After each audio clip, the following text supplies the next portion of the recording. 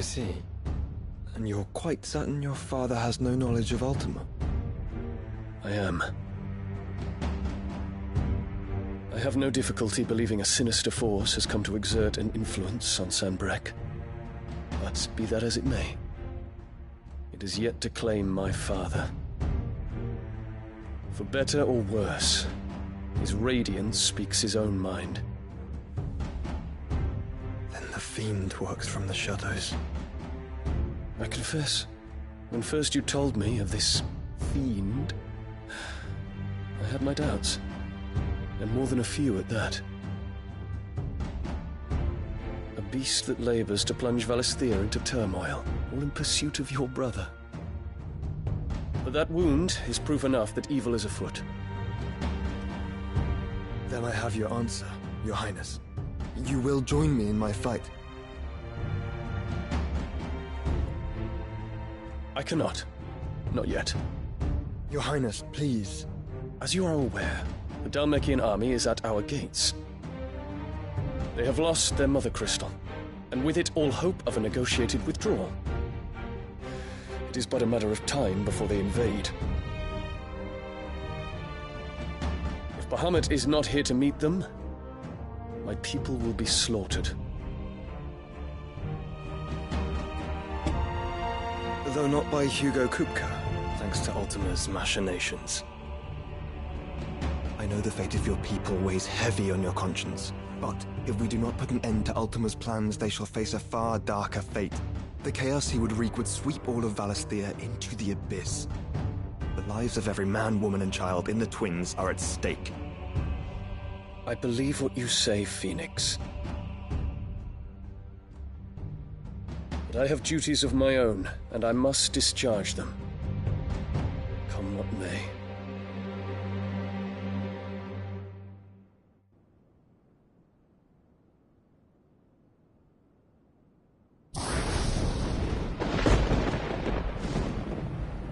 What do you know of my blood?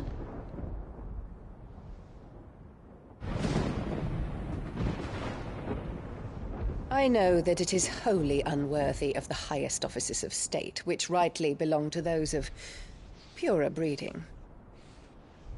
Alas. Your bloodline runs through the Oriflamme gutter, from a whore who weighed her child's worth in gil. Have you threatened my father? Of course not. I merely whispered in his ear that his mongrel son is plotting a rebellion. What? Sylvester listens to the words of his astrologers. And they have ears too. You have been feeding them your lies! Should you remain loyal to Emperor Olivier, his radiance may yet crown your head with laurel, and not with tar. Fork-tongued witch!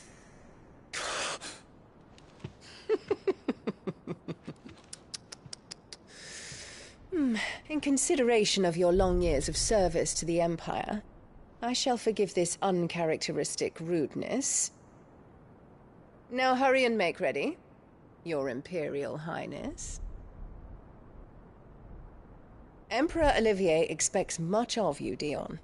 Or should I say, of Bahamut. May your fire reduce his enemies to ash, till all of Valisthea bows to its rightful ruler.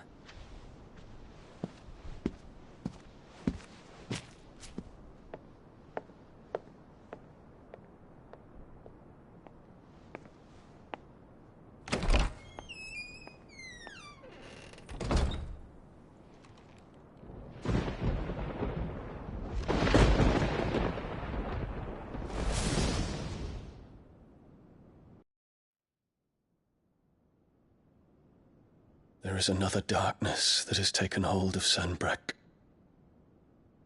And until its grip is released, the flames of war shall spread ever wider, just as Ultima wishes. Forgive me. My family has caused you much grief. You are not her keeper, Phoenix. This is a matter for the Imperial household now, and as a member of that household, it falls to me to resolve it. At such time as that is done, what strength I have shall be yours.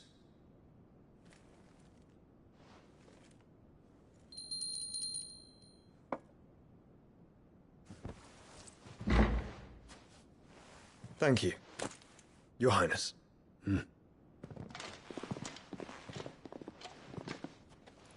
Let us take to the skies together, and bring a new dawn to Valisthea. I should like nothing more.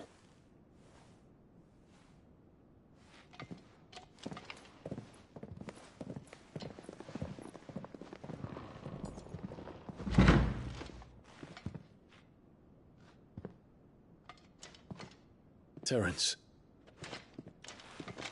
My prince. tell me true. Do you believe what I'm about to do is wrong? We dragoons have but one leader, Your Highness.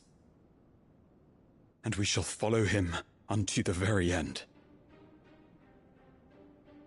Thank you.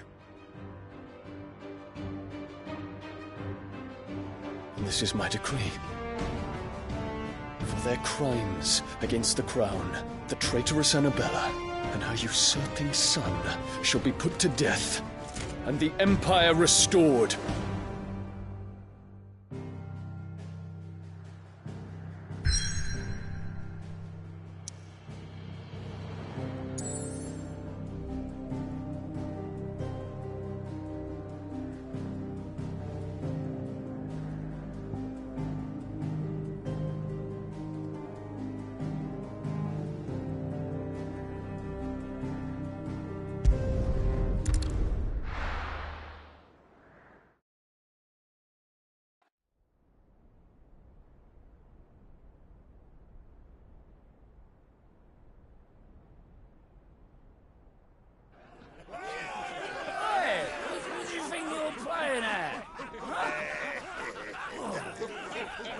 Stop you getting eaten by a fucking wolf. That's what. Come on.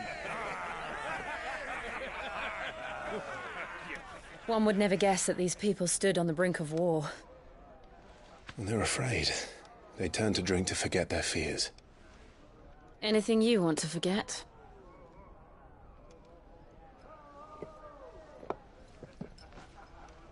The harbor is empty, and half the market stalls too. The city may seem peaceful on the surface, but it's balanced on a knife edge.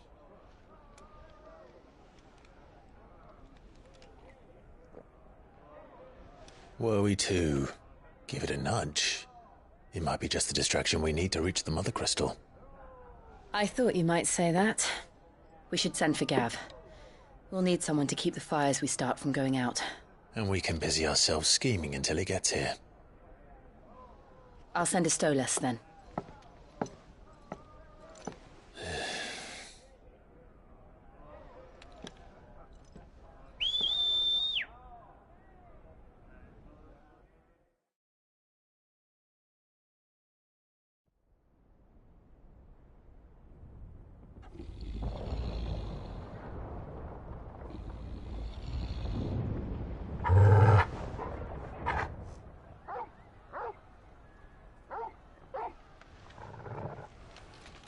What is it, boy?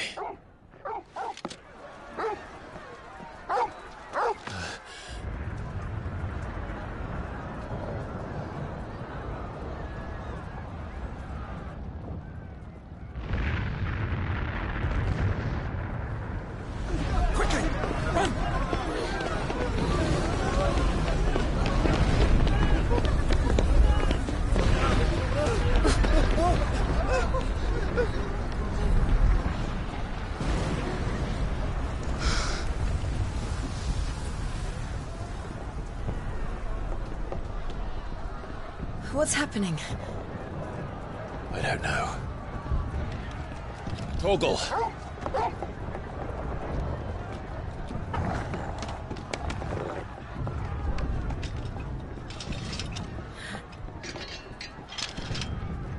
This way.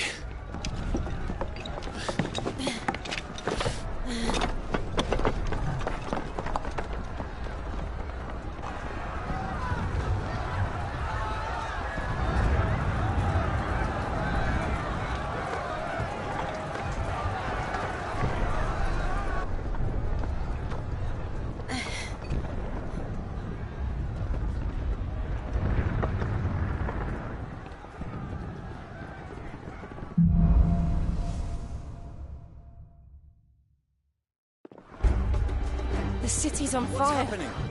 I'm sure Goots is fine. He'll be making for the square. The one with the bell tower. In the middle of town, right?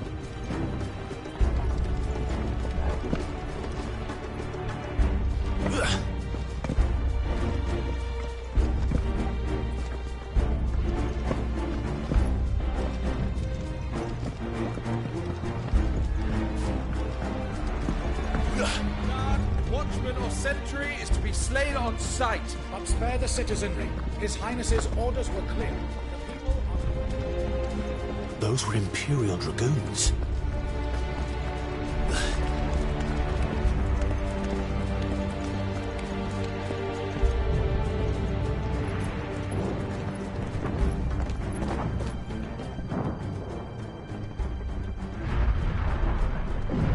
What in the hell is going on?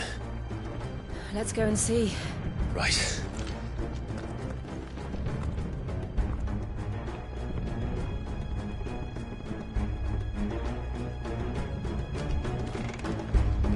But first we find Goots.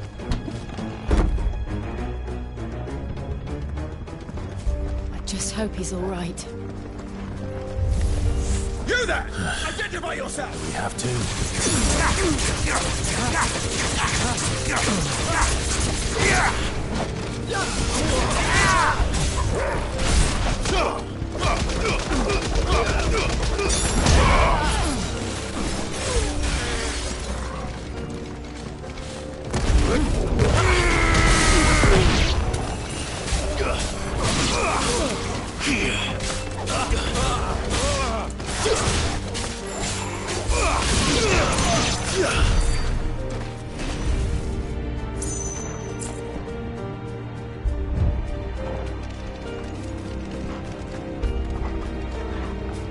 Around! Quickly! Cut them down!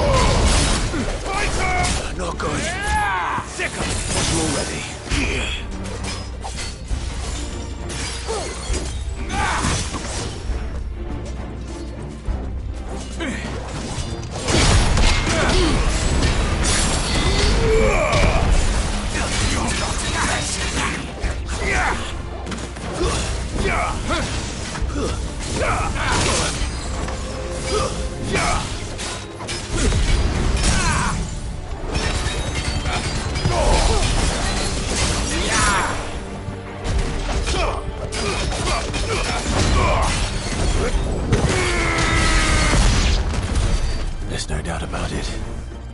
They're dragoons. What is this then? A civil war?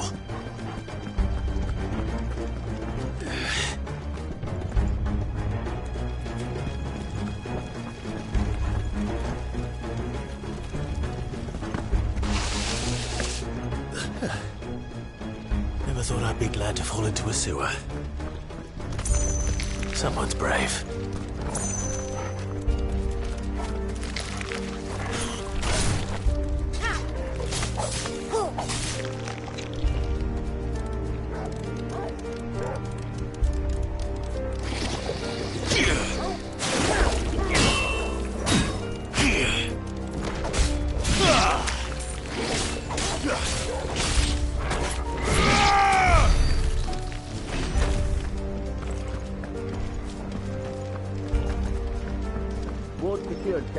None of the enemy's forces remain. They gather the men. We press on to the council chambers. Yes, Captain. What of the men and women in the market district? The evacuation is complete, Captain. Good. Then all that remains, dethrone the Pretender. There it is. The bell tower. Right. Let's go.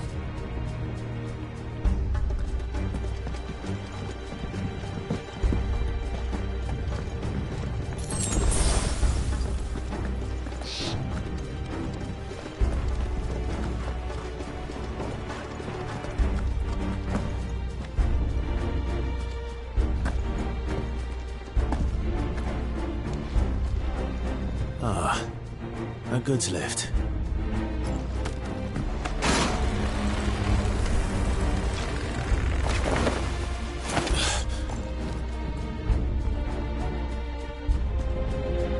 Where in Grigger's name did you come from?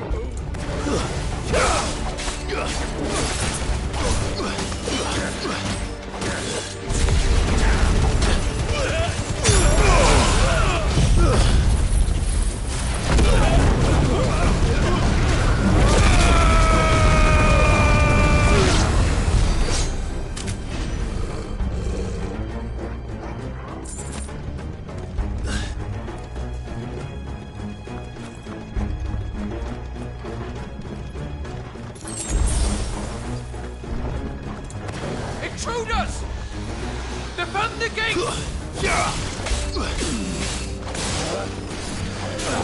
Nice try.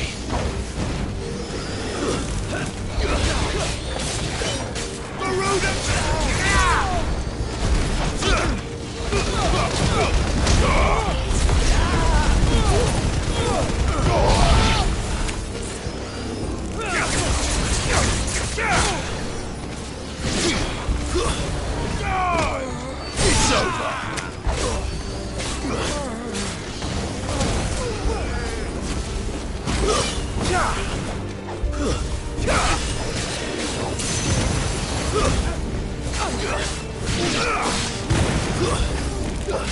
You're finished. You're finished.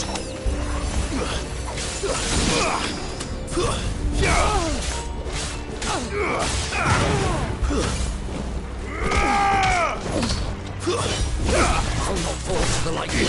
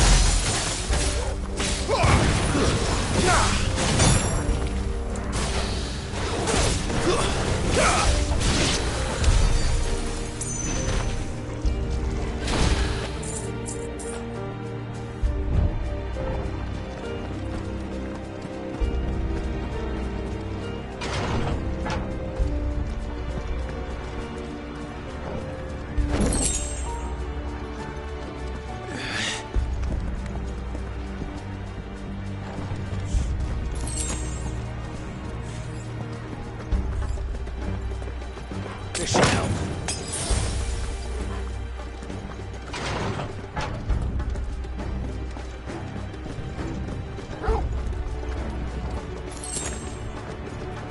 Stop! In the name of His Highness!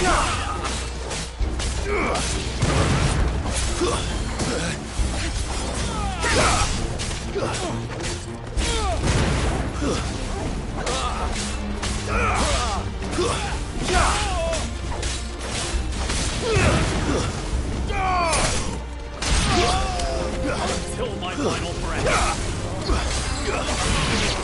Farewell.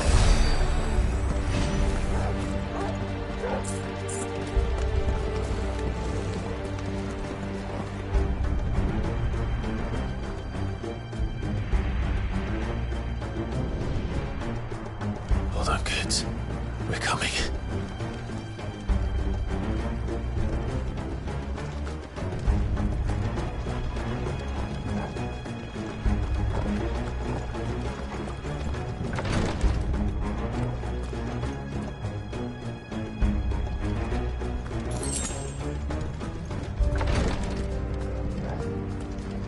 Who goes there?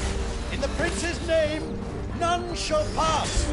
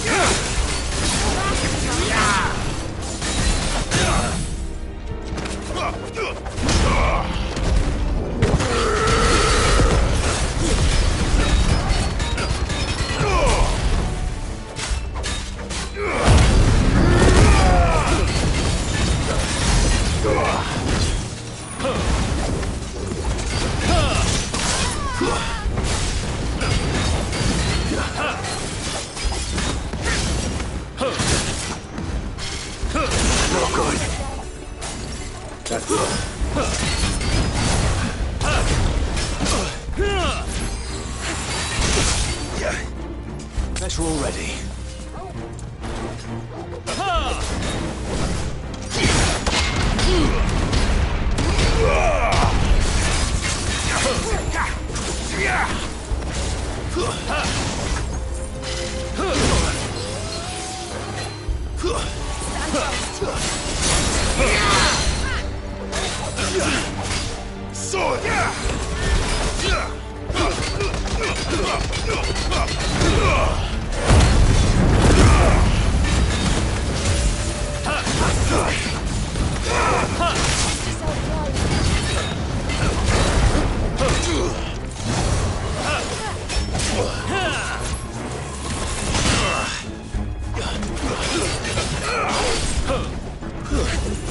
Nice try.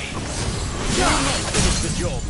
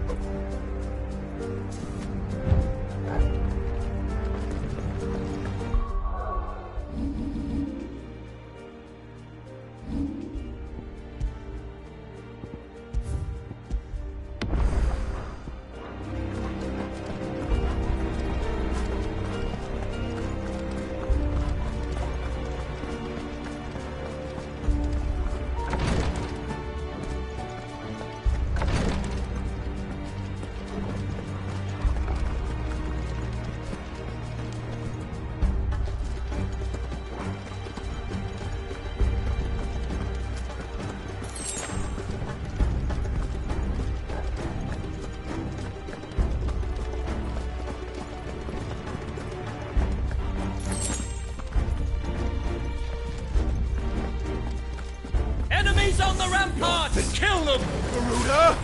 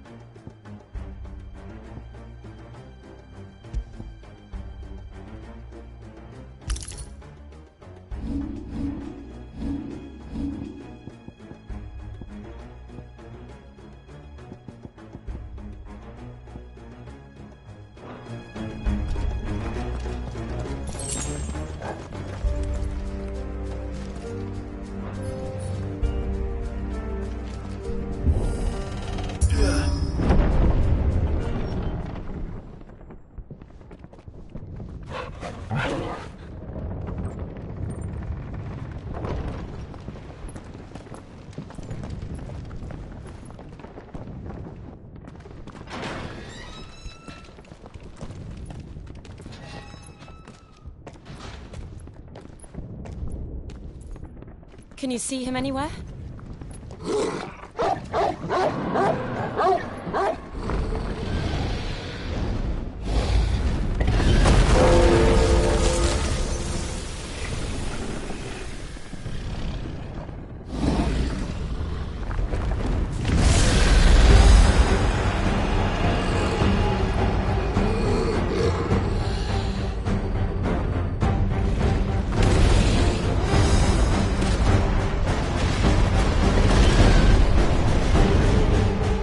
It must be one of the Dragoon's pets.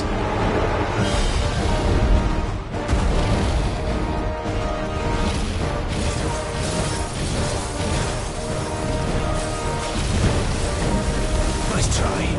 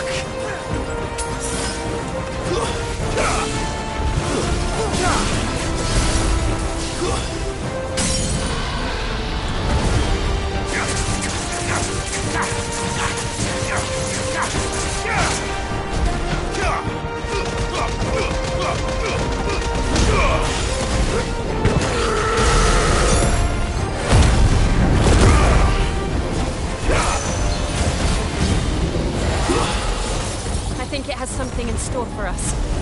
Get ready to move.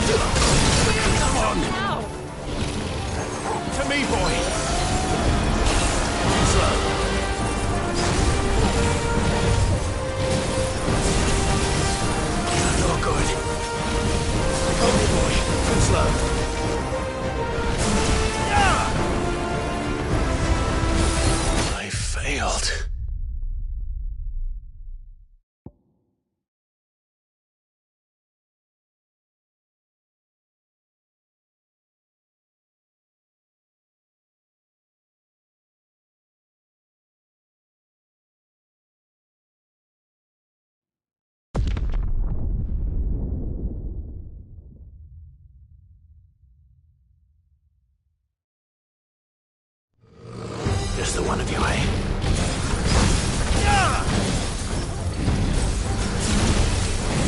Nice try.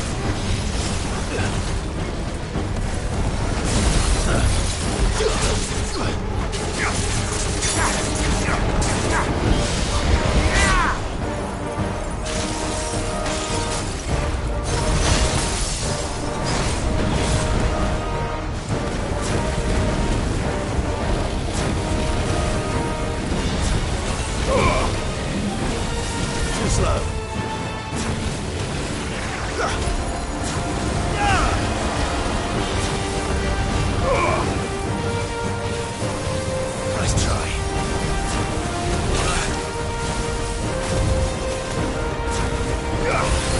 Slow.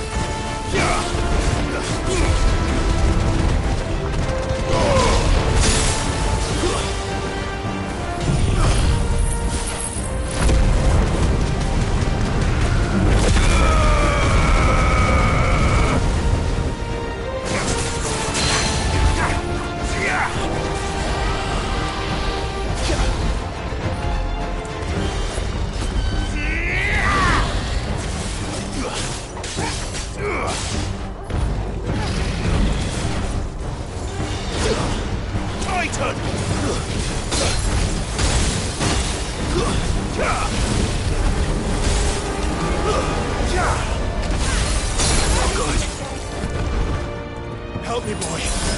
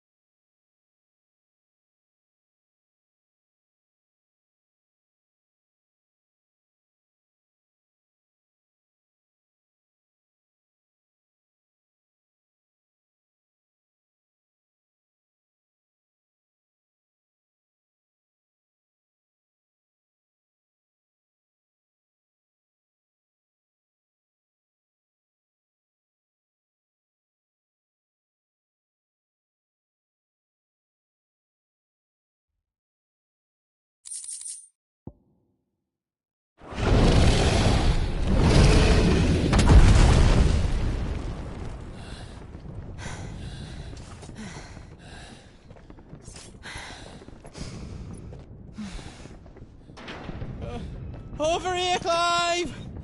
Are you alright? Goods, there you are. I didn't know there'd be a dragon. All right, let's get out of here. Oh! What now?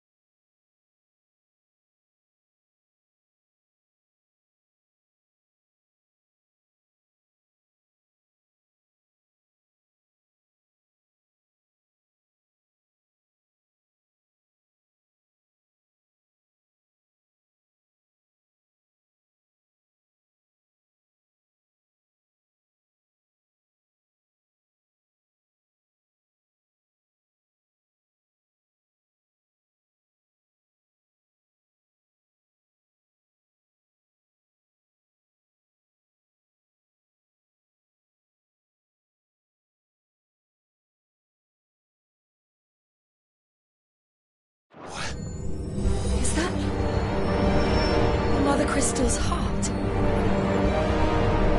What the hell is it doing up there?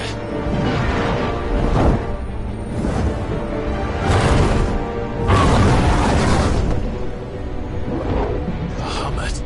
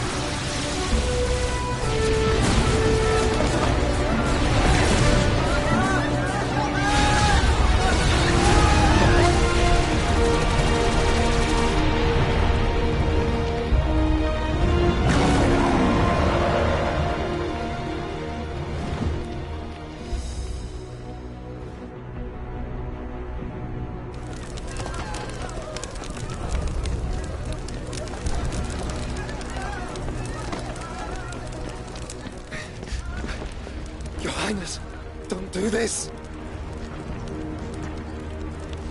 We must leave.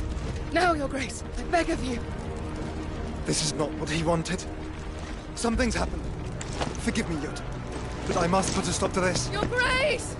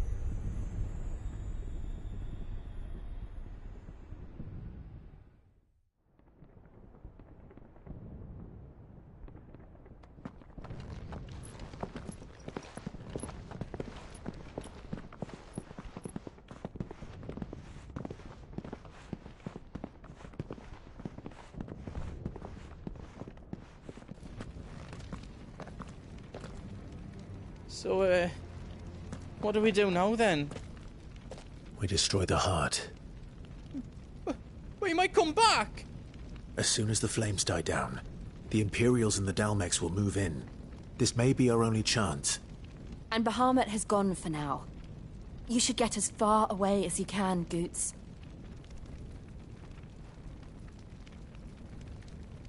What?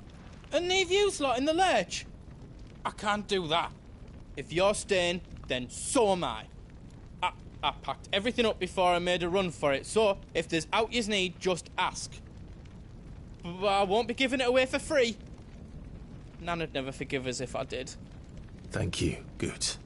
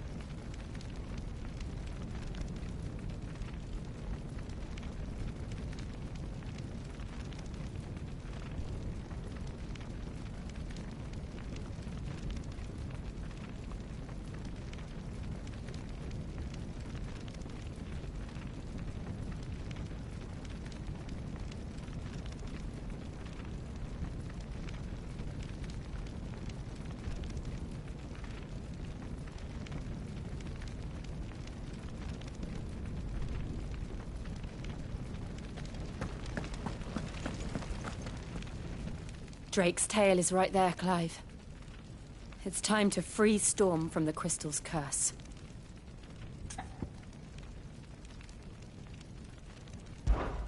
Oh, it's past time. But remember, Bahamut is still out there. And I dare say we'll be seeing him again before the night is done.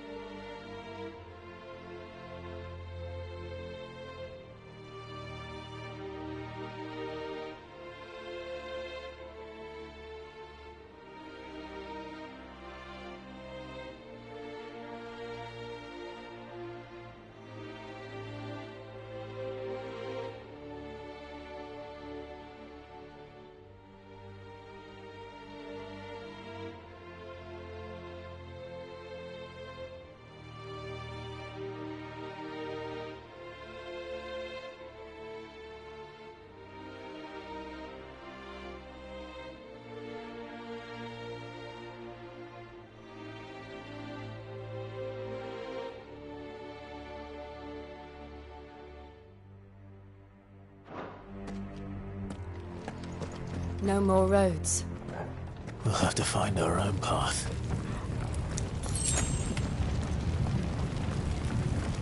Do you feel that, Clive? Ether.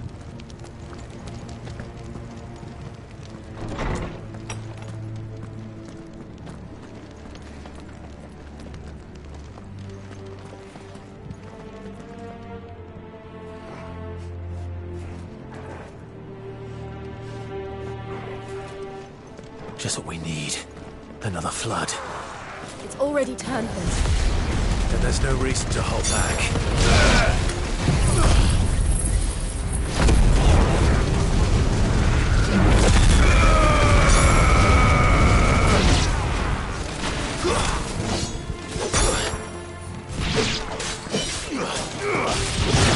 Come on! You're finished!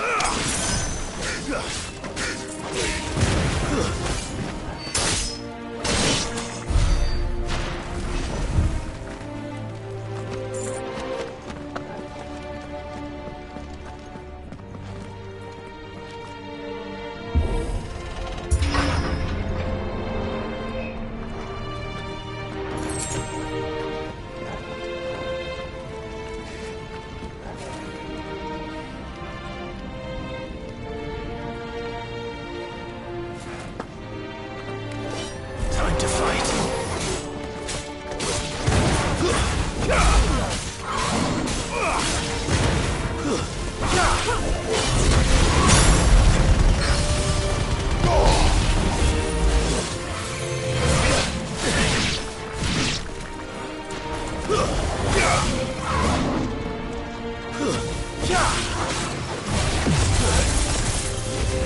It's all ready.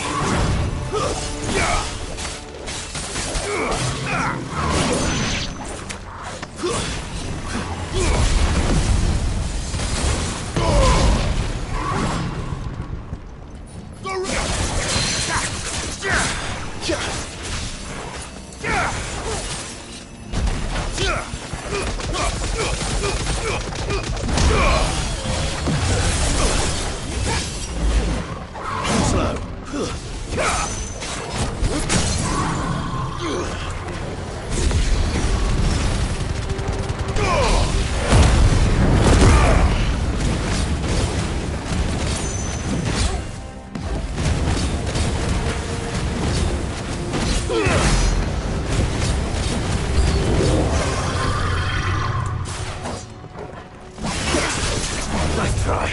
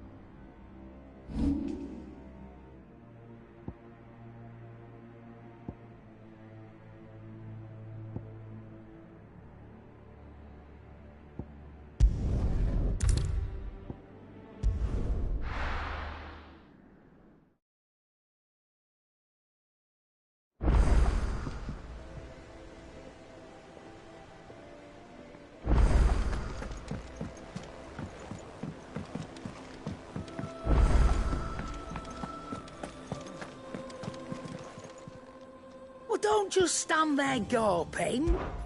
Go on, then.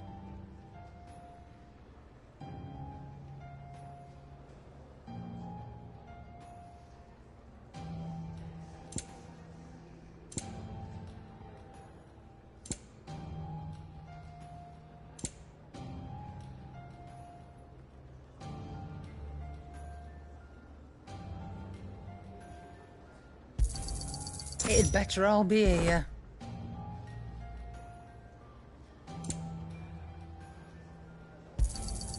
You'll not find a better price than that.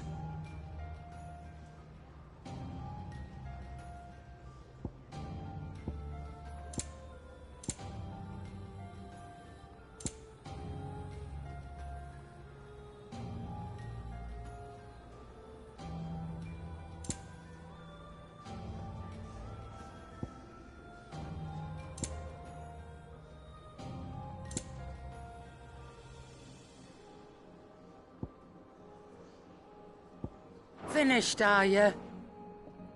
And what can I do for you?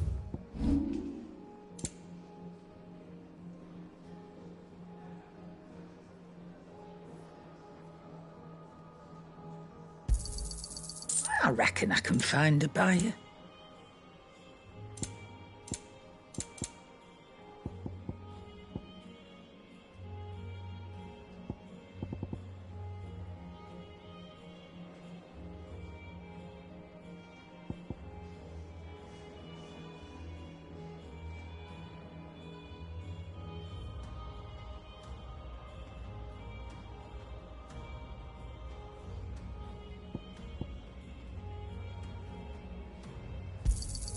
I'll be thankful you got that much.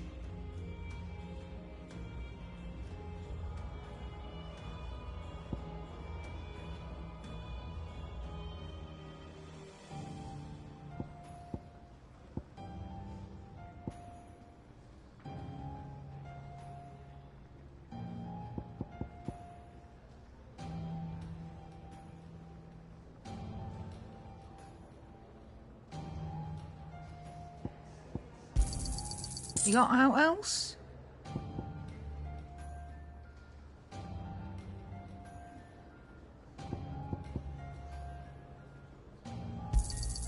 I'll be thankful you got that much.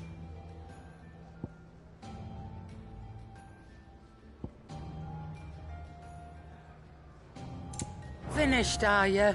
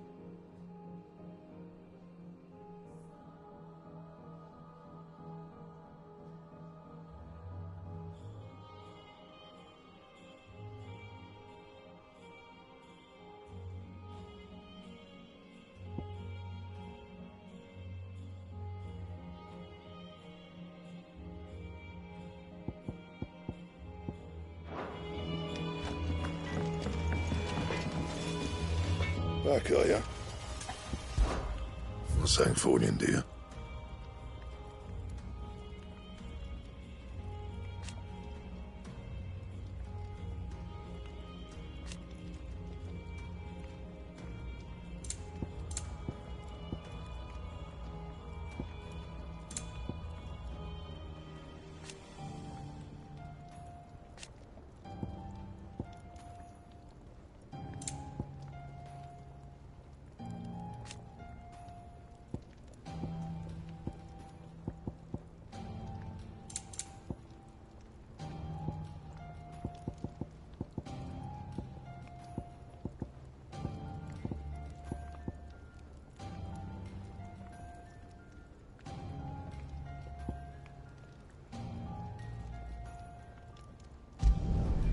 Should last you a good while.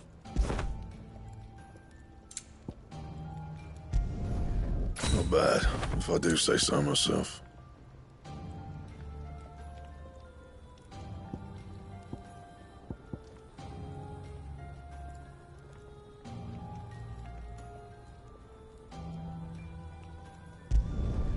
No scratches, right?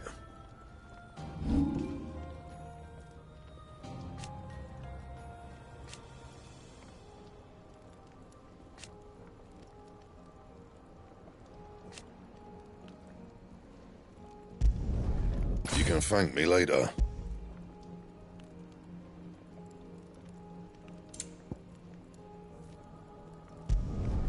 Yeah, that should do you.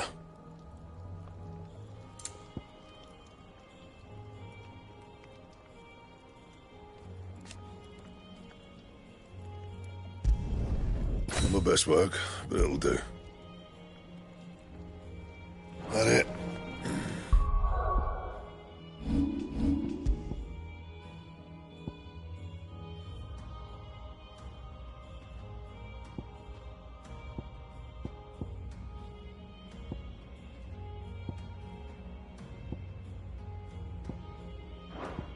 Fine.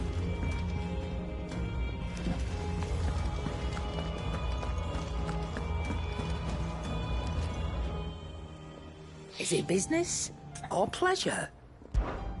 Coin purse weighing you down?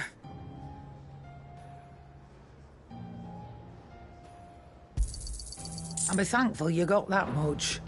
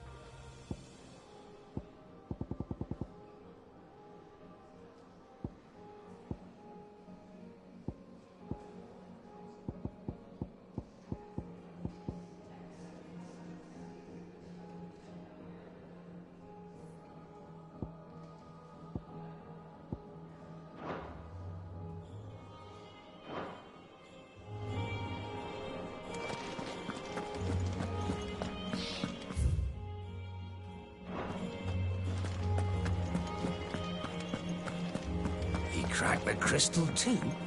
You're joking.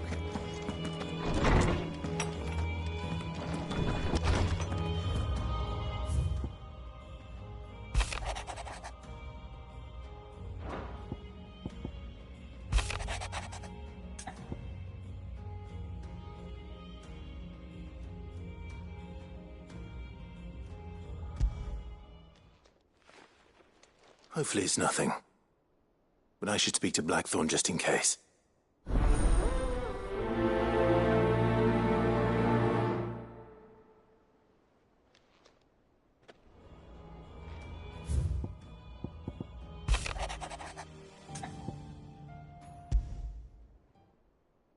What could be wrong? wrong with Torgor? He seemed well enough when I last saw him.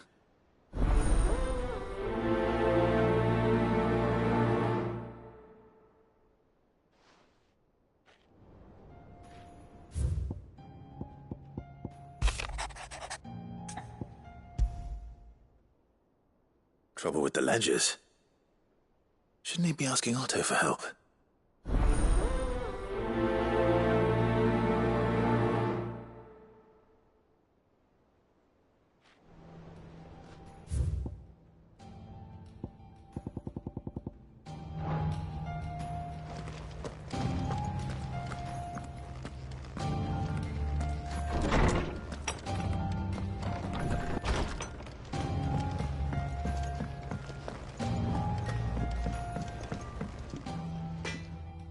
Blackthorn, do you have a moment?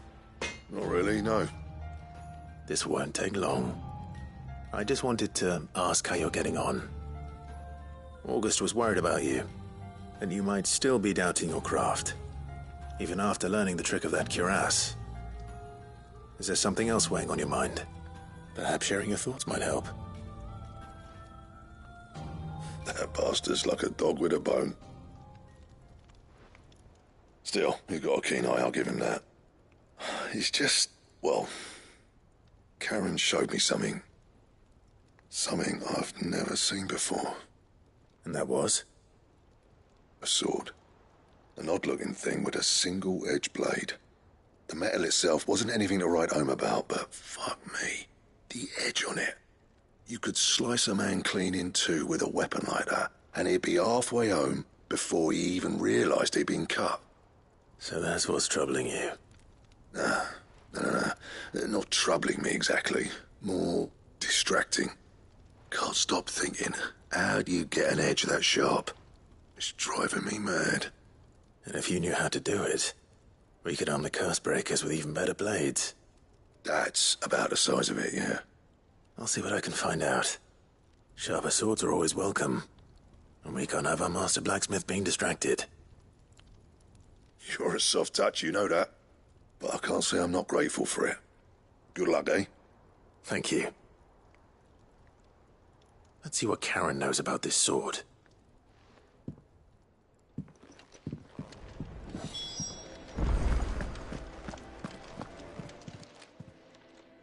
I got your note. You think something's wrong with Torgor? So you can read. Congratulations. But I didn't say I were wrong with him. I said something weren't right. He's not been eating me treats. He used to love cracking the bones from Molly's boiled brown, but now he won't so much as look at them. Didn't like him. Which is why I'm of a mind that his mind's on something else. You've not been working him too hard, have you? No harder than usual. Is that it, boy? Do you need a rest? What was it you said he was? A frost wolf? That's what the lawsman seems to think. Then maybe this all has something to do with whatever it is that's woken inside him. I suppose things have been different since Rosalith. Perhaps Hippocrates knows something. Instead of everything, you mean? Perhaps.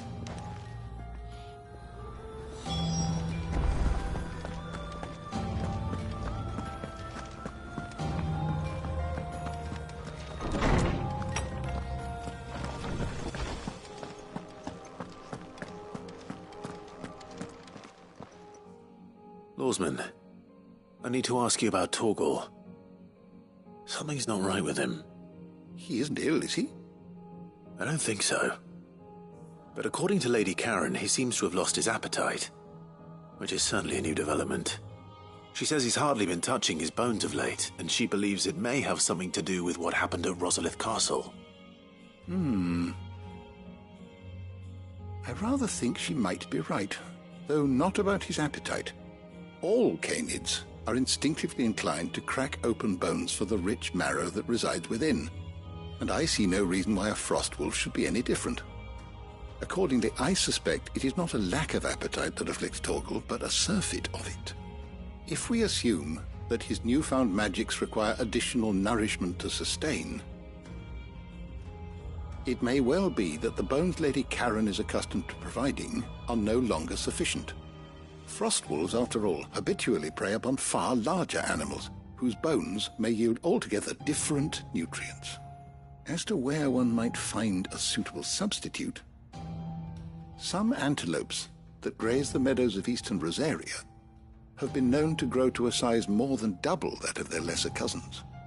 I don't recall ever seeing any that large. And little wonder.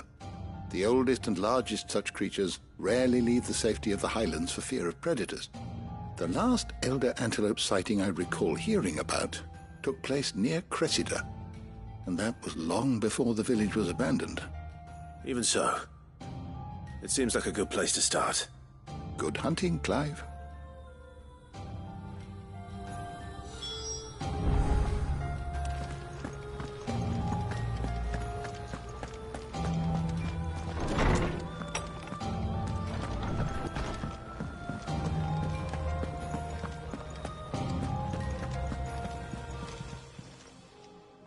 You're looking well, Karen. What do you want? Out with it. I want to know about the sword you showed Blackthorn. Single-edged and extremely sharp. Running around after him again, are you? I suppose I am, yes. But I need to help him find out how to work an edge like that. It's driving him to distraction. Little wonder, I suppose. There's not many like that make it as far as the twins, and those that do go straight into private collections. Which made it nice and easy finding a buyer. Can you tell me who bought it? Where is it now? You think I tell people who my clients are? Suppose you're not likely to go nicking him off me, are you now? Fine. If you stop mooning at me like that. Lord Ignac's the man you want. Dalmekian bloke. Collects weapons and the like. And he's got more money than sense, which is why he's one of my favourite clients. Reckon he'll still be at the inn in Dalamil, where I left him. Thank you, Karen. Oh, and he's a touch eccentric, if you take my meaning. I appreciate the warning.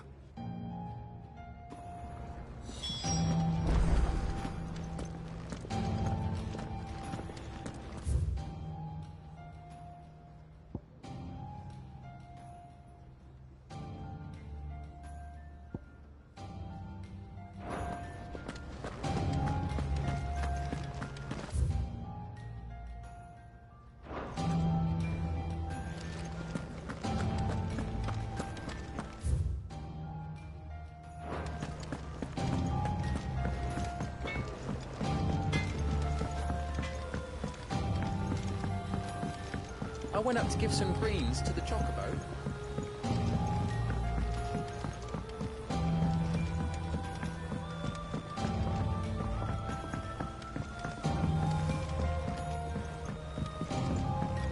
Wish I could take one of our...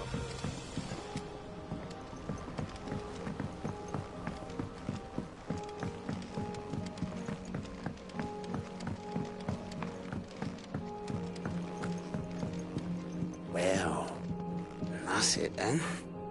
Here, Sid.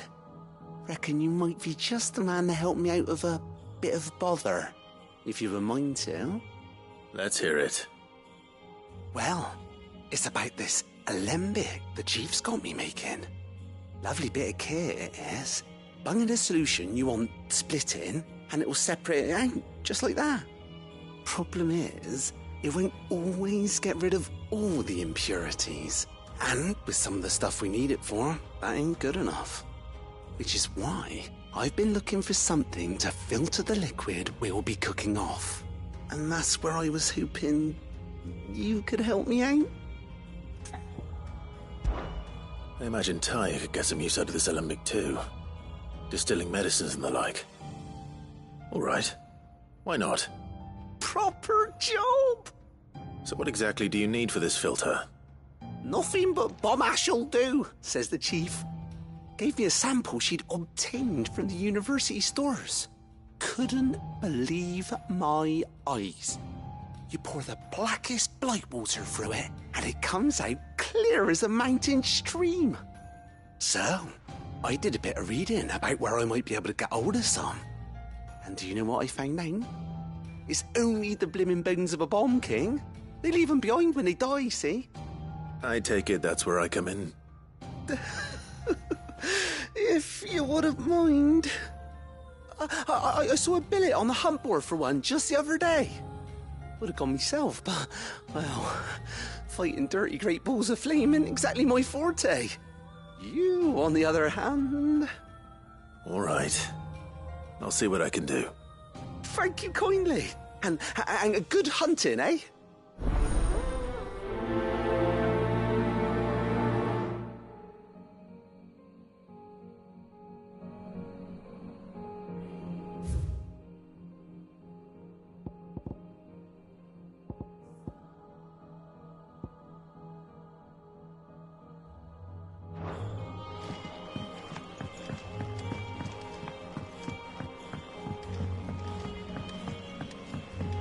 I think Mid might need some help.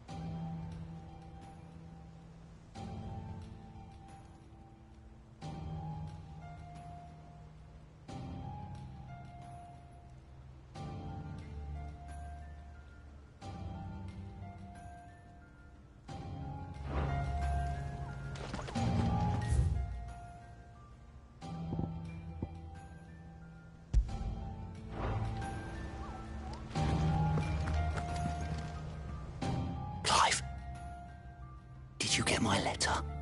That's why I'm here. Shh. Otto might be listening. Is this better? A little. Listen. I've some bad news. It turns out the hideaway may be slightly behind in its payment to certain lenders. And it may be my fault. But I swear to the goddess, I thought I had the numbers square. Sadly, that square turned out to be more of a circle. 0, you might say. I can straighten it out, I swear, but it's going to take some time, and I'm going to need help keeping it from Otto. Bit late for that, I'd say. There you are! What a surprise! So let me get this straight. You forget to pay our lenders what they're due, and instead of coming straight to me, you get Clive to come to you. And I hope he'll dig you out of the hole you've dug for yourself. Clive, the man in charge of the place you've been cheerfully trying to bankrupt. And you thought this was a cunning plan. Why? Well, who needs paying?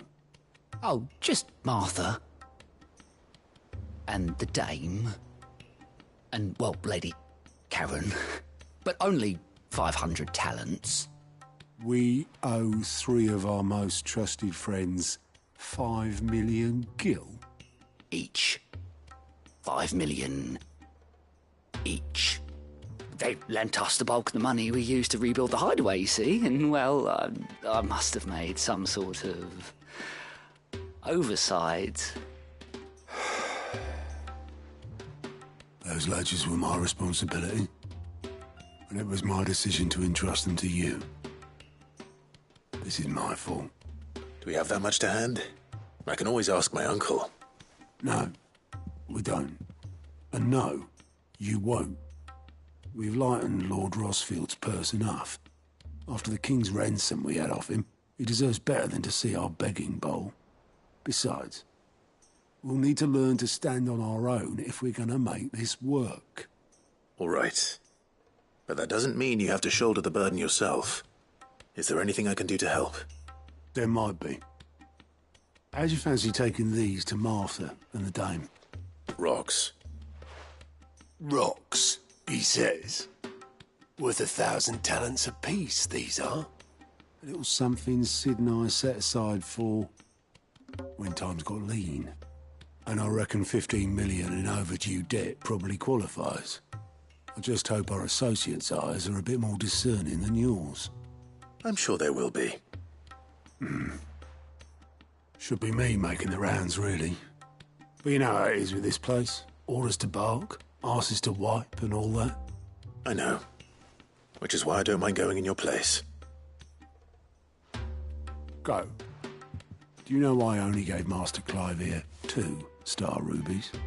Because you'd rather Lady Karen killed me. Because I'd rather Lady Karen killed you. Yes.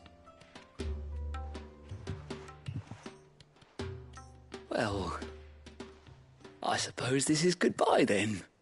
Don't worry. I'm sure Karen will understand. Really? Do you think so? No, I don't.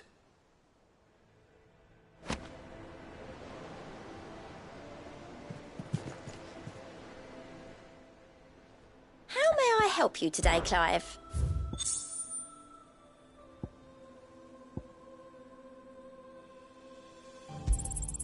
All yours. Best of luck out there, Sid.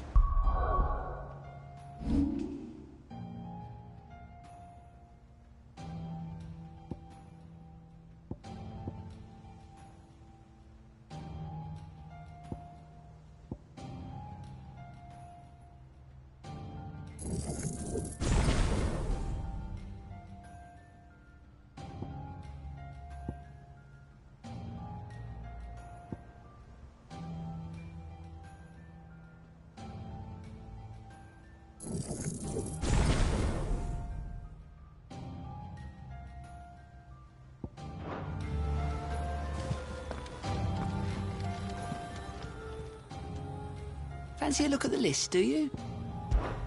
I'm sorry to drag you into this, Master Clive. It's just I couldn't think who else to ask, and you're always so willing to help everyone.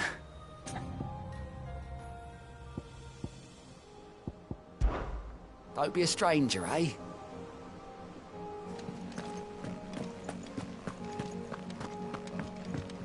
Mid told me she was building a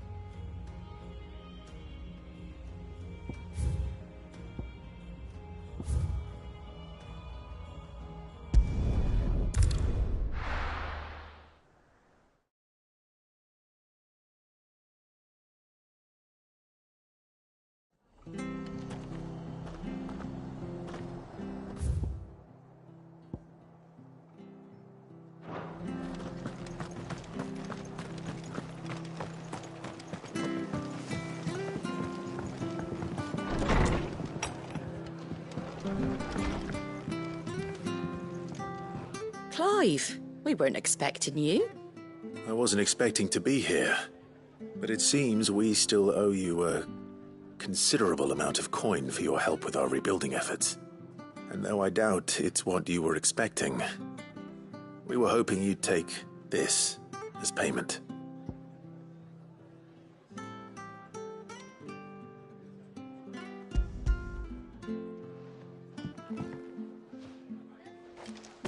A star ruby? I can't accept this. It's worth at least twice what you owe me. More if you can find yourself the right buyer. Think of the difference as interest. Interest? If word got out I charged that much, no one would ever borrow from me again. Anyway, Why are you the one here asking me about this? I'd have expected Otto. Bit much sending the Lord Marquis out to settle your debts, isn't it? The old goat working himself to death again? Something like that. Most days I think he's the only reason the hideaway's still standing. Same as always, eh? Back when the place was nothing but a twinkle in the eye of a recently retired Lord Commander, word is he was the first one Sid reached out to. Probably knew that without his strong arm and level head, the idea would never get off the ground. Sid may have been the face of the hideaway, but Otto's always been the backbone. And when Sid passed away, we were all worried that would be the end of it. That Otto would just give up. His death was hard on everyone. But it must have hit Otto hardest of all. But he didn't give up, did he? Quite the opposite, in fact. If I recall, he was the one who nominated you as Sid's replacement, and rallied the rest around you. I reckon what he saw in Sid, he saw in you too. And don't we all? Doesn't hurt that you're half as stubborn and twice as handsome, neither. That, and you keep good company. I suppose I do.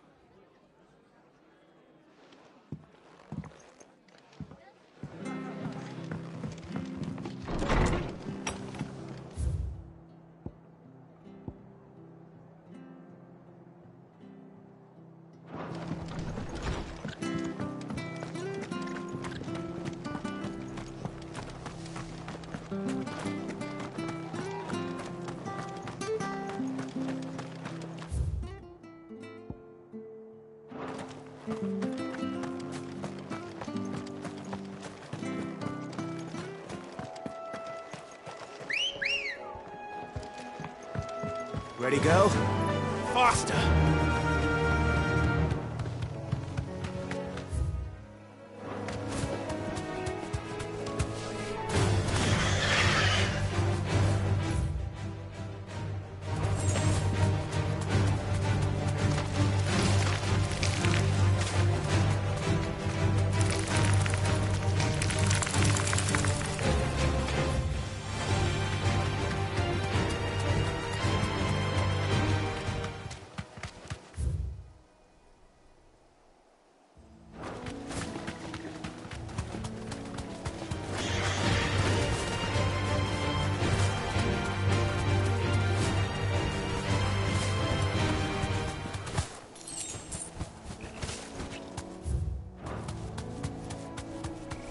Well, it's certainly quiet.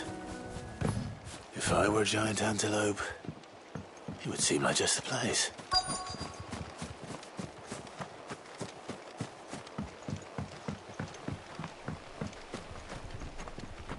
We're not alone.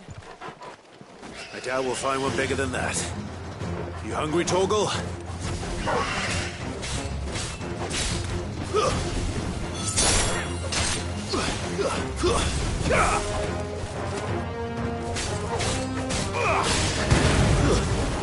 Stay down!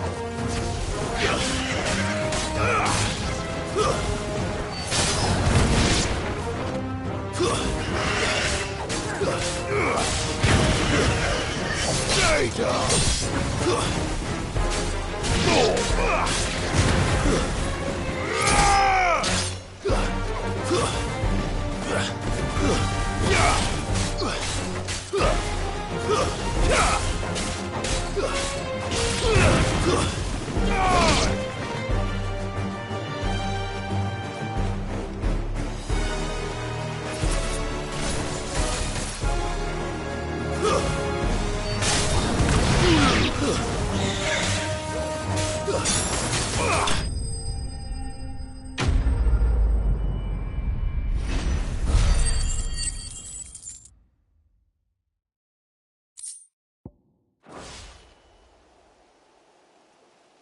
Now,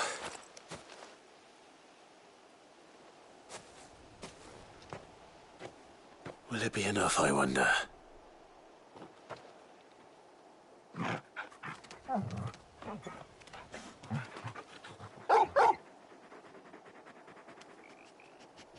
I say that answers my question, which means we owe the lawsmen our thanks.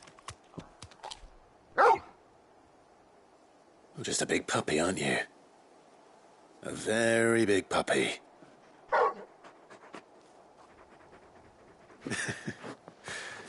You do know you can take that with you, Torgal. Lady Karen will be relieved to hear you've got your appetite back. Come on, boy.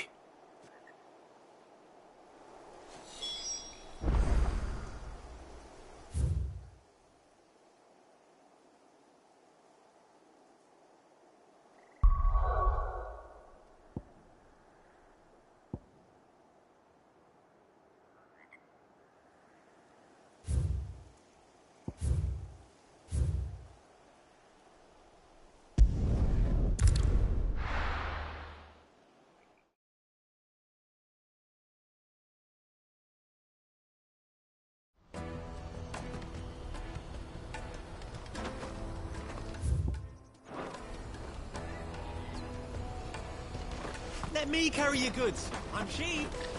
Pardon me, but would you happen to be a fighter? That well-notched steel and impressive physique. I have need of a sword for hire, and yours looks to be a weapon well worth the coin. Might you be convinced to offer me the use of those formidable arms?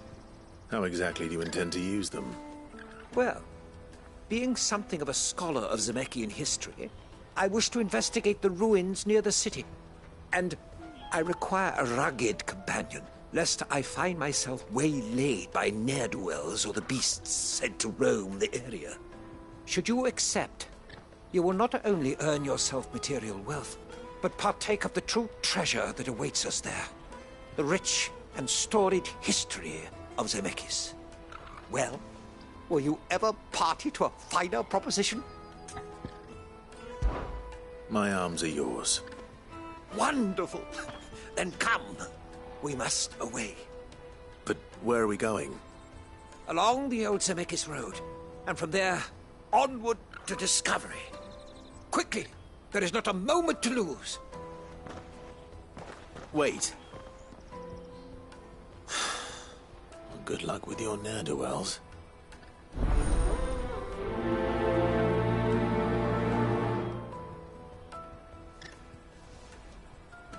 I'd better make sure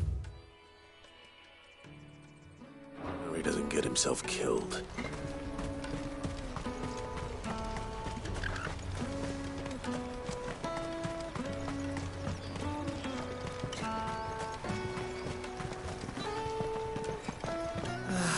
If I knew arrival. Now I just need to see about getting the word out.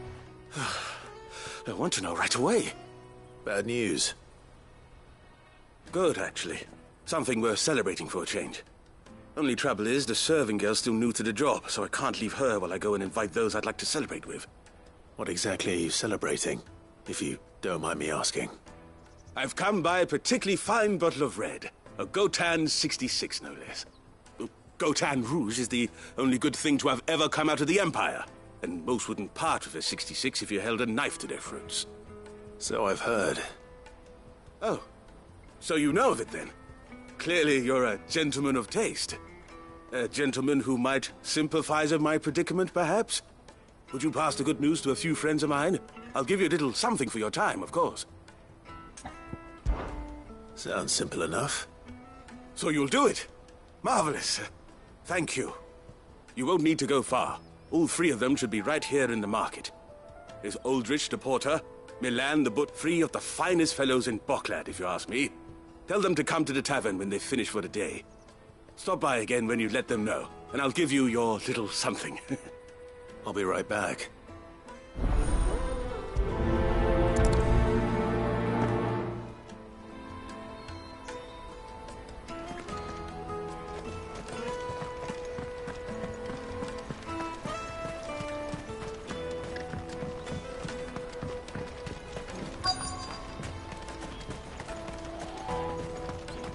Hurry, man.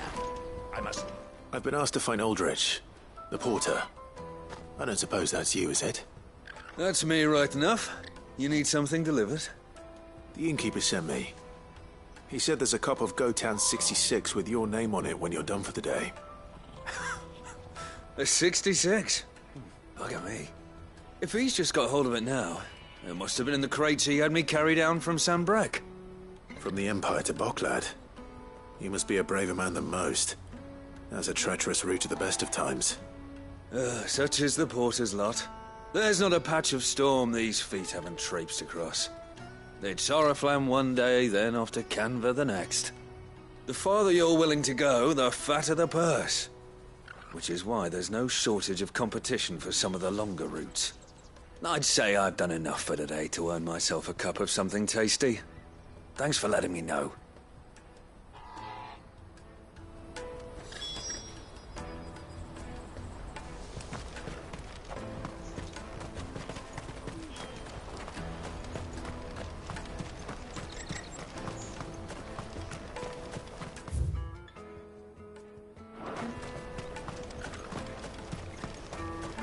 Let me carry your goods. I'm cheap.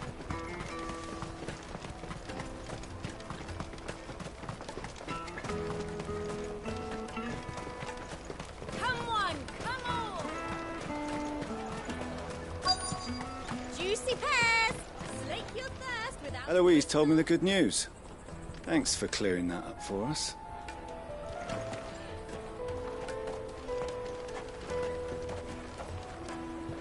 Are you Milan, the butcher? That's me. What can I do for you? The innkeeper's just had a special delivery. He thought you might like to join him for a cup of wine after you pack up for the day. He knows me only too well. And I've got a ham here that will go handsomely with a nice drop. Wine and ham to spare. Bogcloud clearly isn't suffering then. Comes with being the place everyone has to pass through to get to everywhere else. Those who travel the Crystal Road bring all manner of goods with them. We get meat from San Brec, herbs from Rosaria. Why, sometimes we even see curiosities from across the Narrow. My old man knew what he was about when he set up shop here all those years ago. Anyway, thanks for the good news. Oh, you know what? Maybe I'll shut up shop early. Wouldn't want to keep our friend waiting.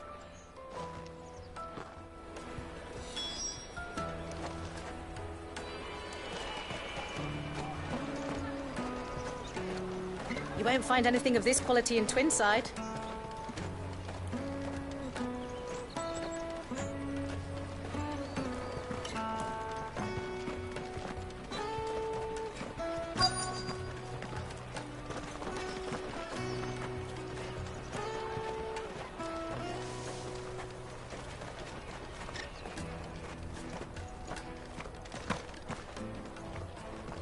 I'm looking for Bolek. I was told he'd be guarding the gate. Well, you found him.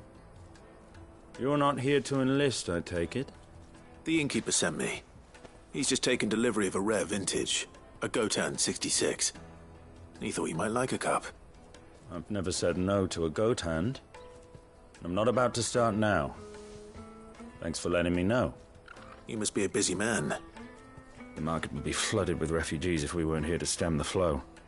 Oh, my heart goes out to them, all right, but we've got our orders. No papers, no passage. Plenty try to slip past us nonetheless. And every now and then, one of them's foolish enough to try and force their way through. And when they do, well, things can get nasty. You know what? That wine's sounding better by the moment. Well done. I wonder if the innkeeper might spare a cup of that wine.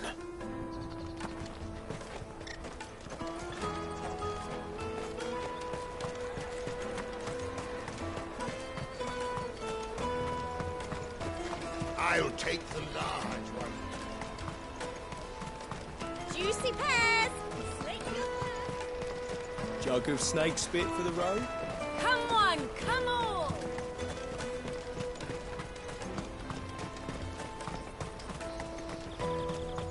Out of my sight, wretch!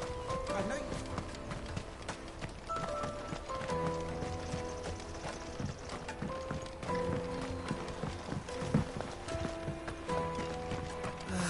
If our new arrivals had brought... I spoke to your friends. They'll be along soon. That's fantastic news. Thank you kindly. It's been a while since we all sat down together. And the way I see it, that wine is as much theirs as it is my own. How so?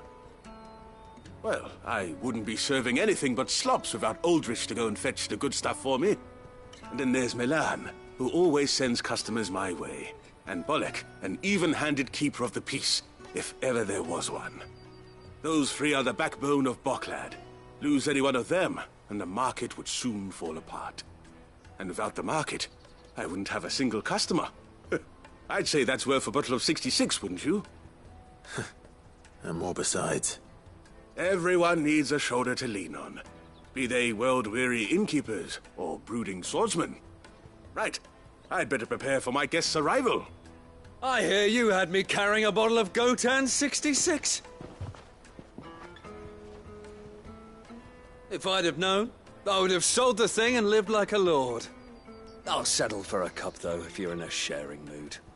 A Gotan 66. Just as well I had something special of my own set aside. A bottle between the four of us might not be enough to drown our sorrows, but it can't hurt. Here they are, the 3 pillars of Boklad. Sit yourselves down, gentlemen. The woes of the world may be monstrous in many, but there's nothing like a few good friends to keep the misery at bay. Never a truer word spoken.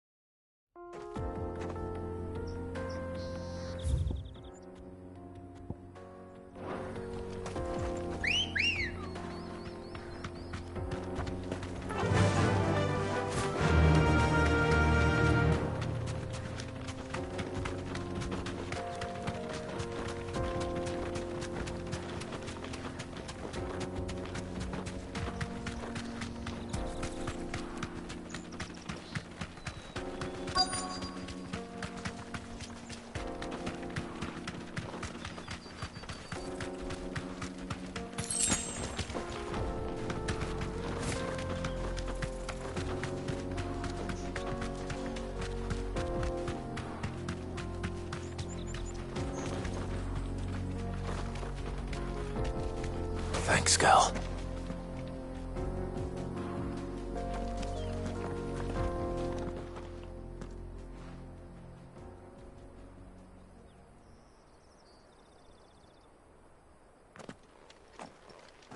Excuse me. What do you want? The baker sent me to find you. I am a sorry, selfish sod, aren't I? Certainly not a baker. Master must have ruled the day he took me in. Time was the sight of the fang used to calm my nerves. But now look at her. I take it you missed the Mother Crystal. I hated her, but she was all I knew.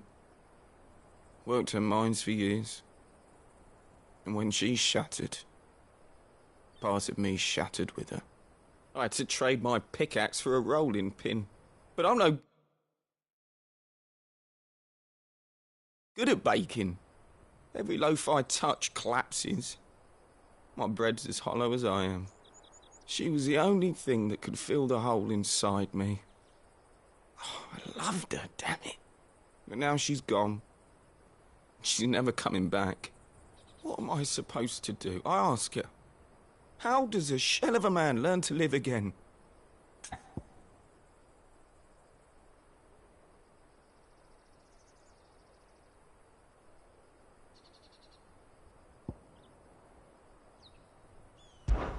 Try to remember the good times. Do that, and the Mother Crystal will be with you no matter where you are. Even in the bakery. What a fool I've been. Thank you, my friend, thank you. You've opened my eyes. I have to get back there right away. Farewell! Wait.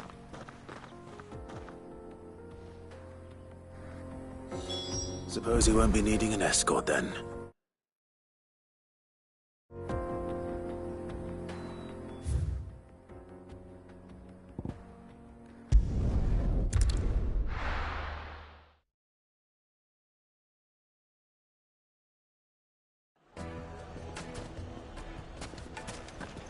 People take notice of wealthy men. Shouldn't be too hard to track down Karen's collector. Ah, there you are. The man who lit a fire under my wayward apprentice.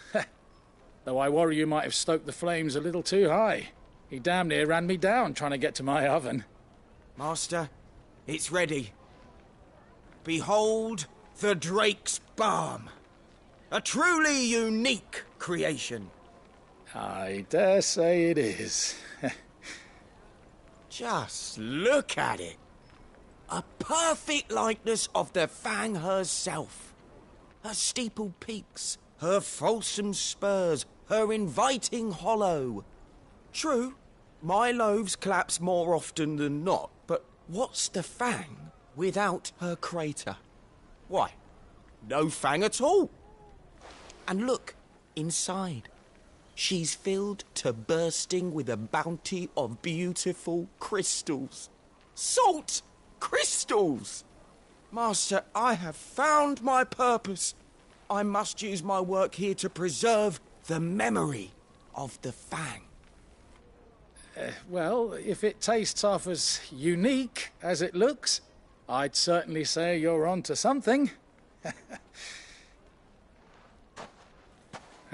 Not only is my apprentice back, but he's finally pulling his weight. With any luck, I might even have a new delicacy on my hands.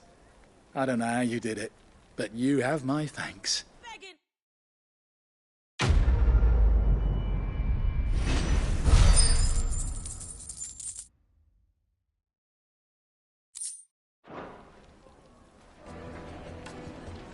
Now,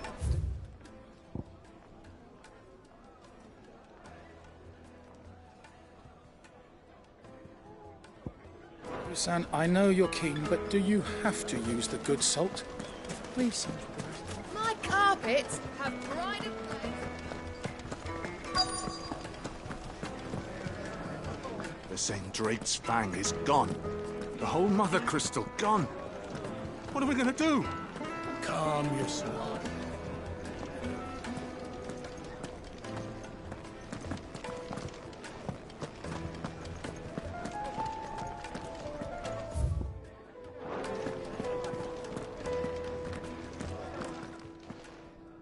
My reputation will be ruined! Ruined!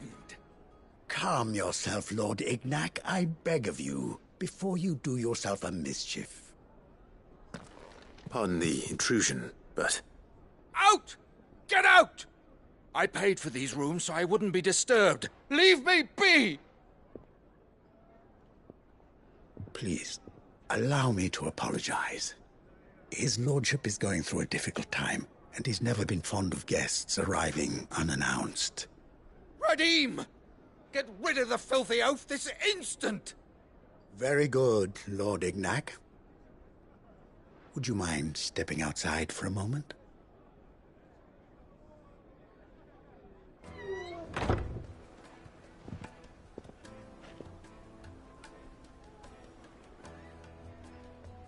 I'm sorry if I've caused you any trouble. That? Oh, no. That's just how his lordship is. Though the morning's events have left him somewhat fractious. He has been dispossessed of his luggage, you see. The thieves also made away with a considerable amount of coin. Coin the innkeeper will soon be keen to collect.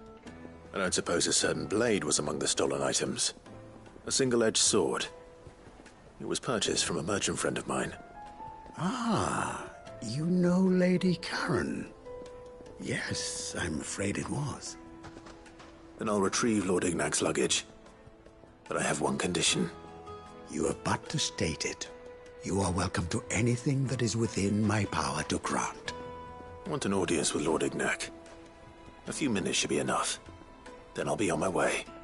A condition I would be a fool to refuse. Of course, you shall have your audience. I don't suppose you saw where the thieves went? I did not, no. Though some discreet inquiries made on his lordship's behalf mean that I know where you might find them. The bandit's bed. Every ill-gotten coin in Dalamel is said to pass through that disreputable corner of the Valcroy. And that's where I'm heading. I shall speak to Lord Ignac in your absence, and arrange for an audience upon your triumphant return. That will be very kind of you. Farewell, and best of luck.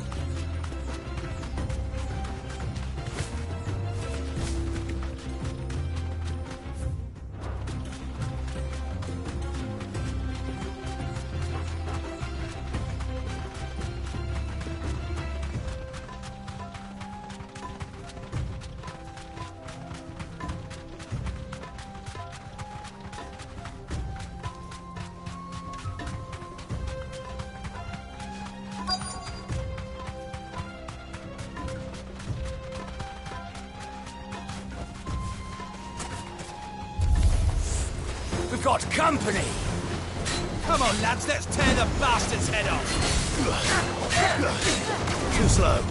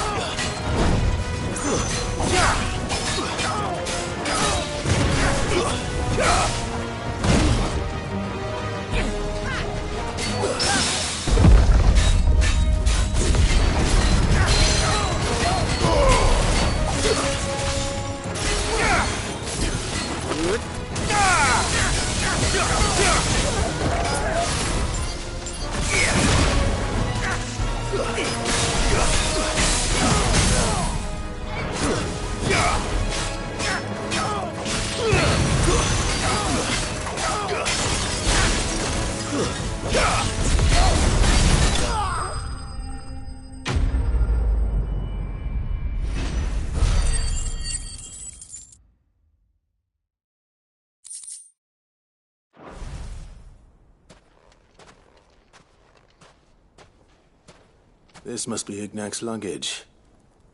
Nothing seems to be damaged. All right. Let's get it back to Delamil.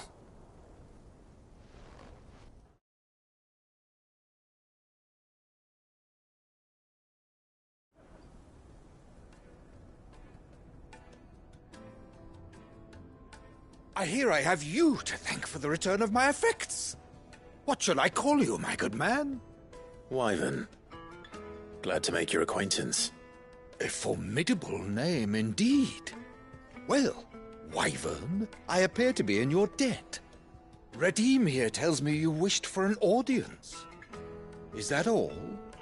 A few moments of your time should suffice, yes. You're a peculiar fellow, Wyvern. All right, speak. Master Wyvern was wondering if you could tell him about a certain single-edged sword you recently acquired. Oh, a true work of art, that one. Karen drove me hard on the price, but I would have sold her Radim here to get my hands on that sword. It was made in the Outer Isles, far beyond the Twins, and is used exclusively by the practitioners of a unique school of swordsmanship. They believe no combat should ever exceed a single strike, and hone their blades to such perfection that none ever does. Each sword is made for that one perfect stroke, and for that stroke only. They crack upon a second blow. There's a brutal sort of beauty to it, really. But how do they hone such an edge? Fine question. Why, they use a whetstone, of course. Whetstones, rather. A whole array of them, ranging from the coarse to the fine. 10,000 licks with the sharpening stone, then 10,000 more. But it is the final stone which lends the blade its legendary sharpness. A mineral quite foreign to this great realm of ours. And that is the key. The secret ingredient. Wyvern, it occurs to me that my little lecture is hardly equal to services rendered. Take this, together with my regards. The very stone of which I spoke, far rarer among collectors than even the blade itself, and a far more fitting payment. Thank you. Pardon the intrusion, my lordship. However, it is long past time we prepared ourselves to depart. So it is. I am locked in bitter competition with a rival collector of curiosities. I am one step ahead of the unscrupulous scoundrel, but he is hard at my heels. Are there many other collectors out there? Too many to count, but only one do I consider my nemesis. Lord Byron Rosfield, and is a perennial thorn in my side. I can imagine. Farewell, Wyvern. May our paths cross again. Radim, we mustn't dawdle.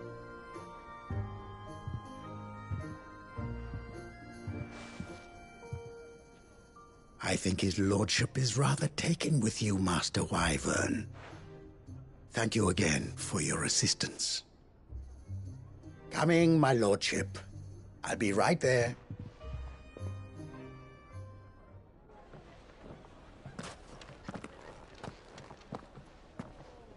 Trust Uncle Byron to find such an interesting rival.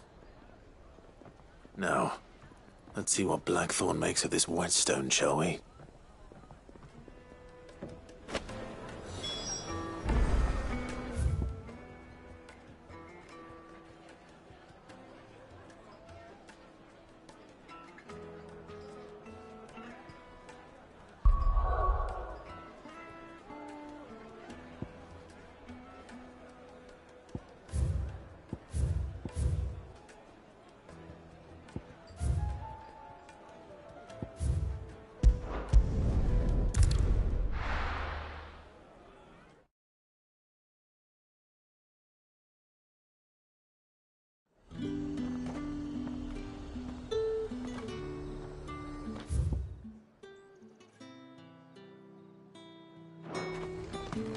There's talk at the glass gate.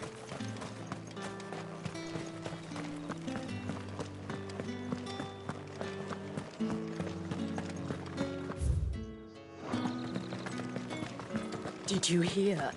The gates to heaven. I want to see you.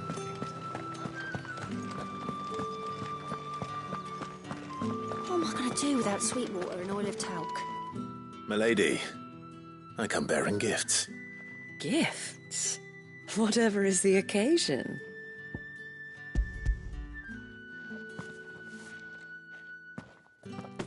Oh my. Clive, you really have outdone yourself. Otto asked me to give it to you. To settle the Hideaway's debt with the Veil. And to compensate you for the time it took us to do so. You disappoint me, Clive. I thought you might finally be warming to me. Tell Otto he can keep his baubles. I tried to tell him as much the first time around. The man owes me nothing, nor does the Hideaway. My contribution to the restoration effort was made freely and willingly. It was the least I could do.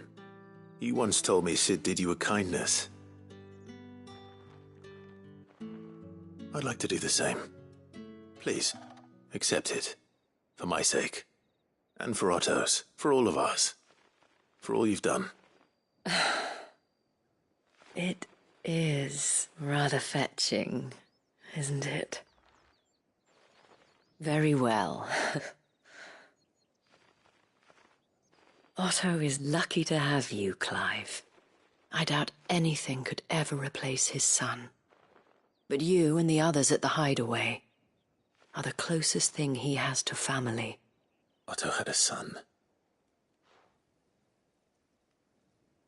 Long ago, yes. Sid told me Otto lost him when he was just a boy, and blamed himself for not being able to stop it. I don't know how it happened, whether there was anything he could have done, but it was clear that it weighed heavily on him. I didn't know. How could you have? I doubt anyone did. Besides Sid, I've never met a man more keen to bear his sorrows in stoic silence. An ill habit, given that both have always been surrounded by friends desperate to help them. I'm beginning to see that.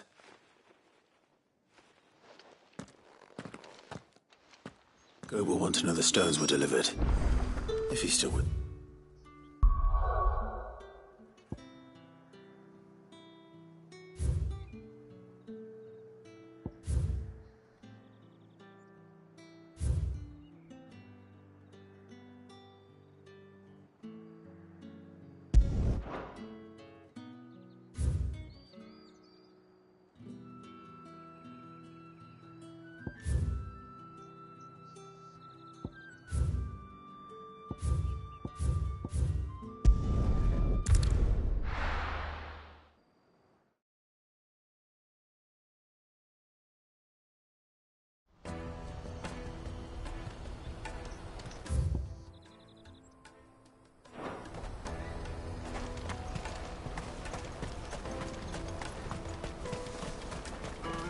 Porter for hire.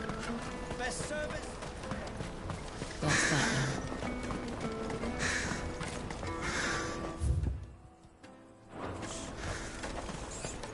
There are no crystals here.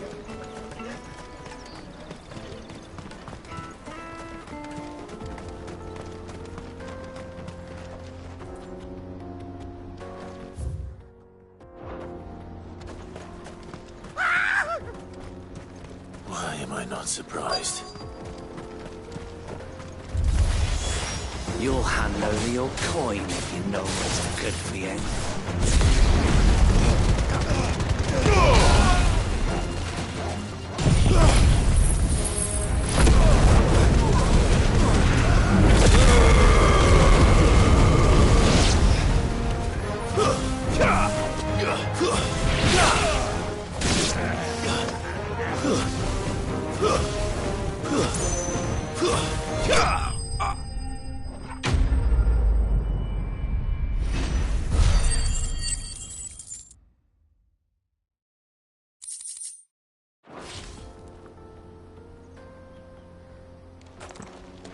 Are you hurt?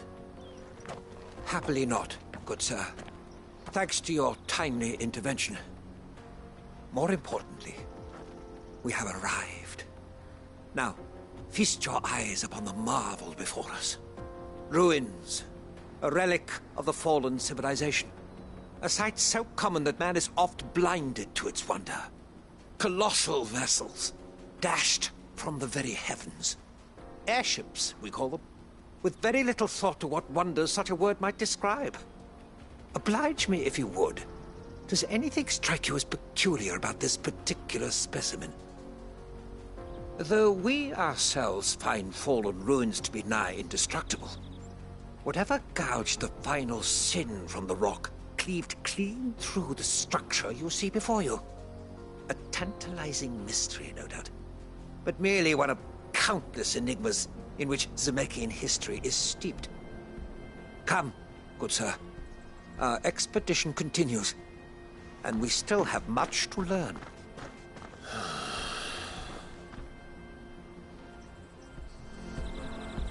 He's passionate. I'll give him that.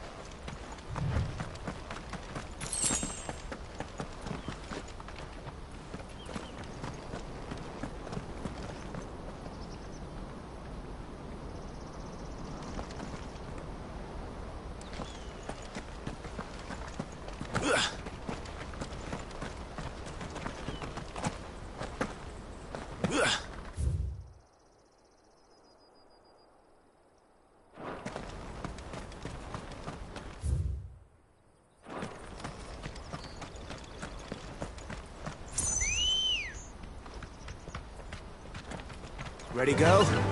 Fly, Ambrosia.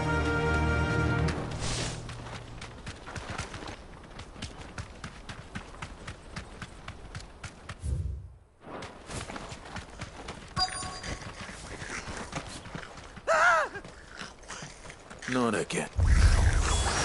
All right then. Who's first?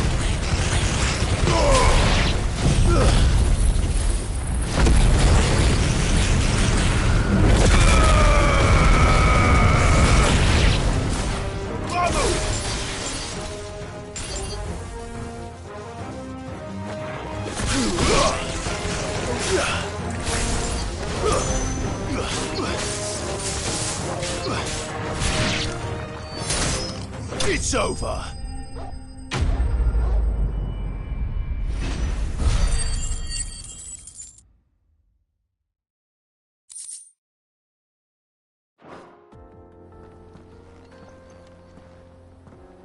You're going to get yourself killed. Oh, that would not do. That would not do at all. Not when such majesty stretches out before us. Behold, the final sin in all its glory. As Moss tells us, a battle was fought here in ancient times. A battle of such ferocity that it tore a great crater in the very land upon which it was waged. In reaching for their holy sanctum, did man enrage the gods, and great was the vengeance that was rained down upon him. Alas, the full truth of the matter is lost to time, though I live in hope that I might see it discovered. But we must not dwell upon such things. There is more yet to see. Onward! History awaits!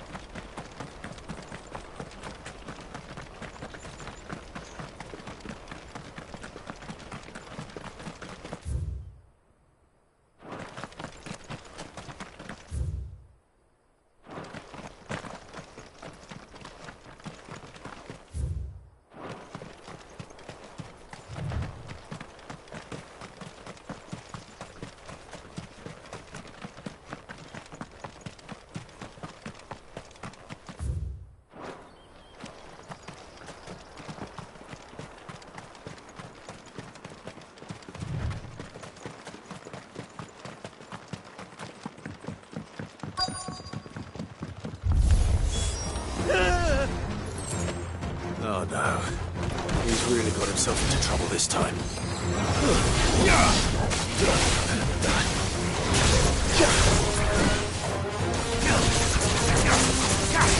Well done.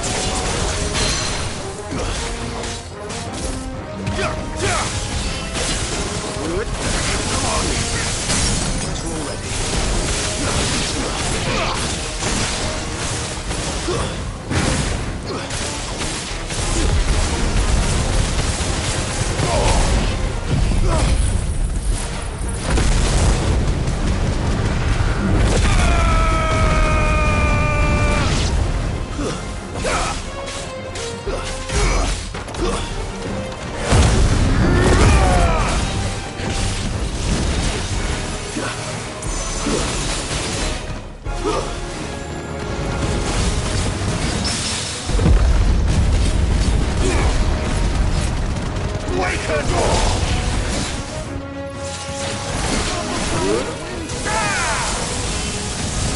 Farewell.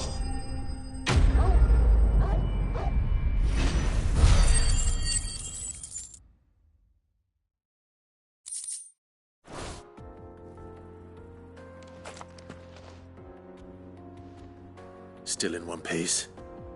It would seem so.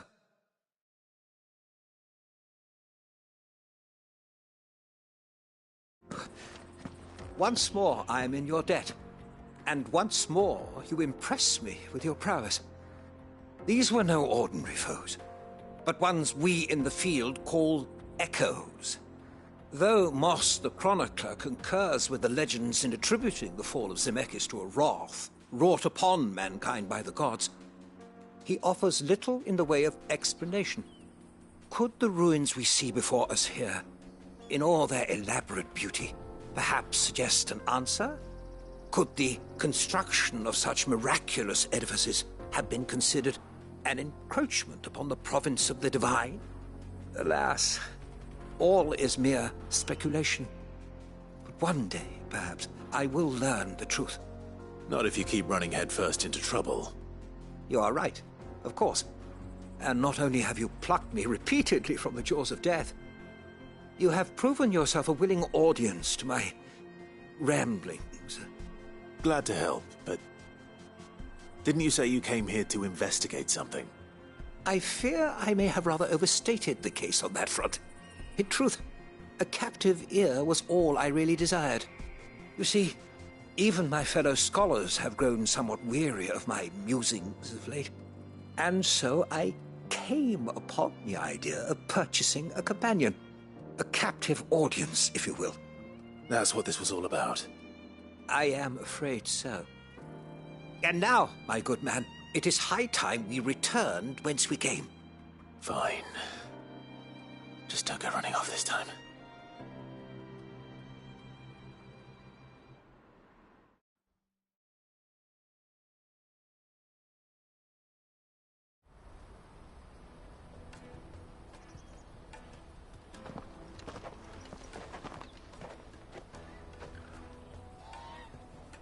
And so ends a delightful day.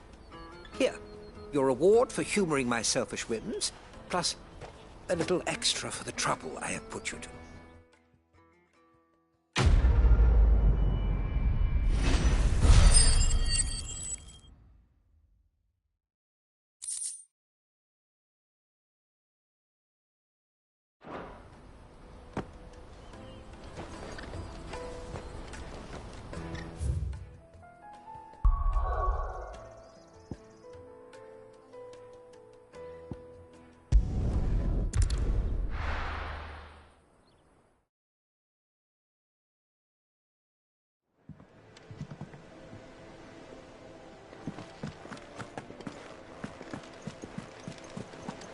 Is that the thing Tomes helped with? Mid told me she was building a ship.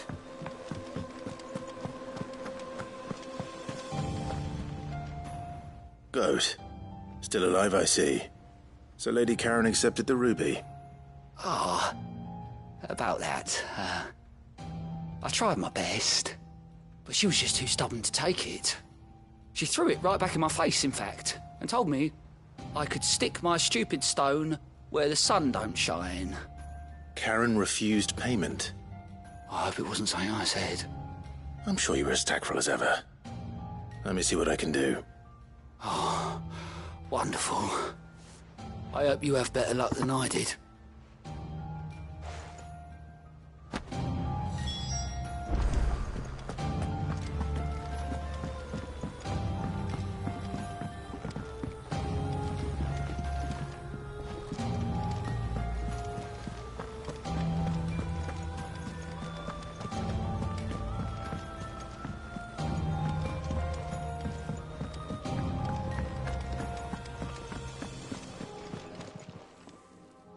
Lady Karen, Goat tells me you weren't happy with our offer.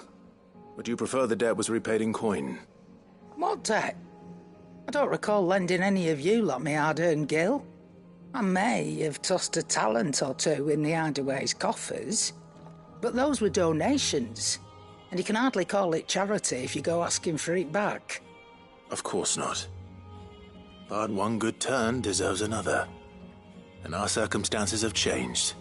Surely you wouldn't shun the gratitude of a pauper who happened to have become a prince.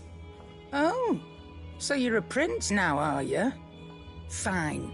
But I'm selling it and taking what I'm owed, then you're getting the rest whether you like it or not.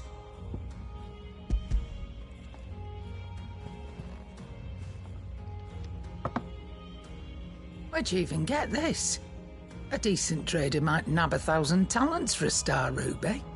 A canny one, meanwhile, might claim it were nicked from the belt of Sid the Outlaw himself and ask twice as much.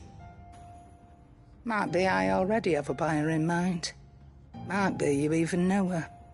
A fine continental maid whose beauty's only eclipsed by a guile in commerce. You wouldn't mind, would you? Not at all. Just be sure to tell her that it's always a pleasure doing business.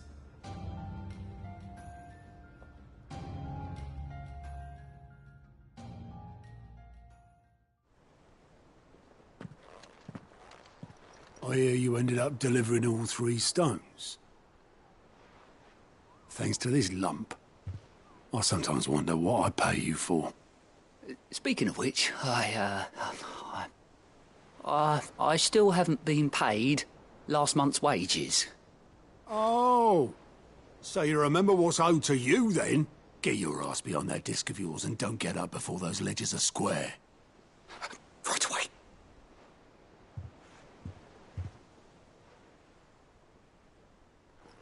I've seen that before. Yeah. Plenty of times. It was the only goblet Sid ever used. Either out of habit, or because the filthy sod couldn't be bothered to find a clean one. I knew so little about him. Like most people. Martha and the Dame both seem to have fond memories of him. I bet they do. How long did you know Sid before Before he died? 20 summers, give or take. Back in the day, I was a purser on a trade ship, which is where I met him. He bought passage to, I forget where. And having nothing better to do on the long nights, we set up drinking island rum till the morning bell dragged me back to my duties. Quit my post not long after that, on account of making a fine maiden's belly fat. But me and Sid stayed close, promising we'd one day sail the seas again. That was before fate stepped in and said she was having none of it. The magic woke inside my son soon after his first name day, and there was no hiding his knack. Couldn't you and your family have? My family were the ones who summoned the constable, wanted the monster taken away. I couldn't turn my back on him, forget what I felt, and I couldn't for the life of me understand how they could. Luckily, Sid was of the same mind as me. It was him who stood beside me when all I wanted was to tear the whole world down. Him who cried for me when I had no tears left of my own.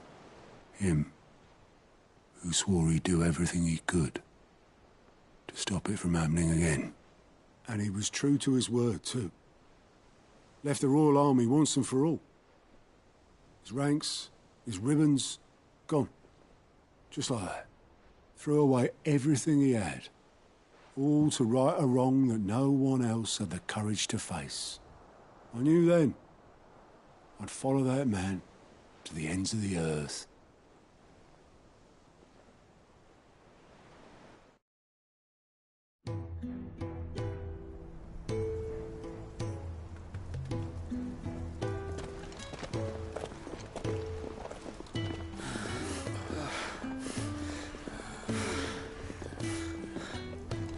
He was always too clever for his own good, was Sid. Saw the world for what it really was, while the rest of us were content to go along with the lie we were shown. And it can't have been easy, bearing that burden alone.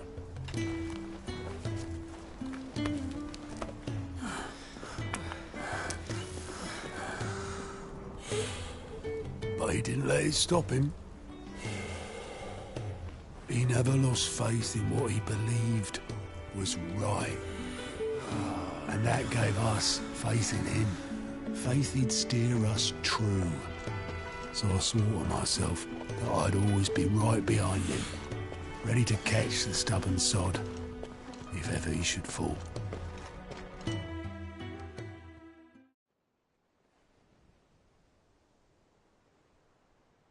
But I couldn't even do that.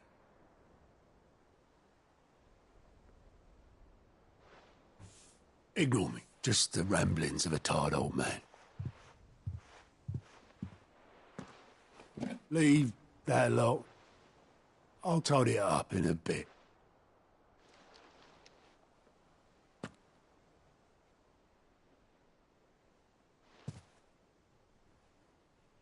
This is Sid's handwriting.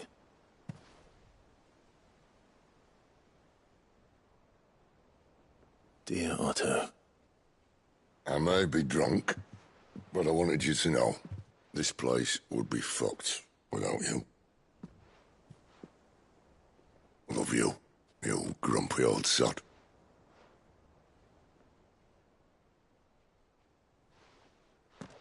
This note. Hmm? What about it?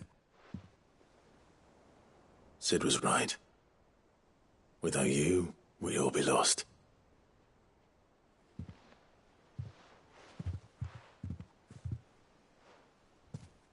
He should have bloody well said so then. Just once. Before he went. But then, why would he? Him, or anyone?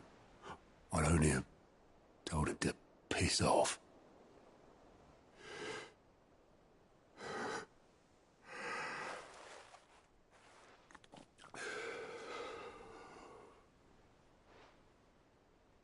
You're wrong, though. Both of you. It was never just me keeping the hideaway afloat. It was all of us. I just shoved people in the right direction. I barely seem to be able to do that anymore.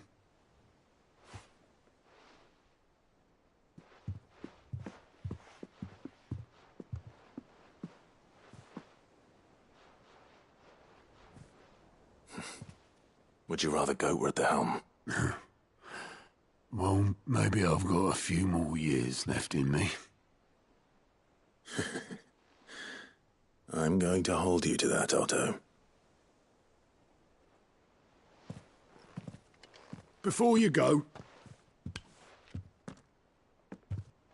Sid would have wanted you to have this. But that's... This'll do me just fine.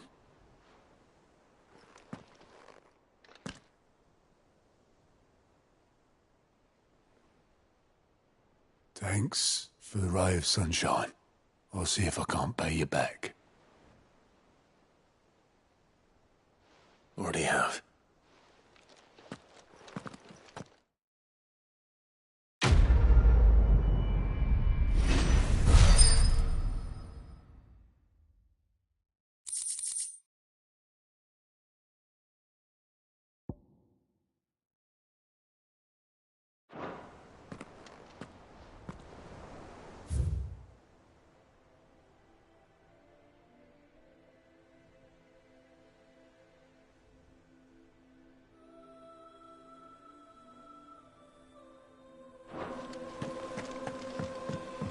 Nib told me she was building a ship. Is that the thing Tomes helped with?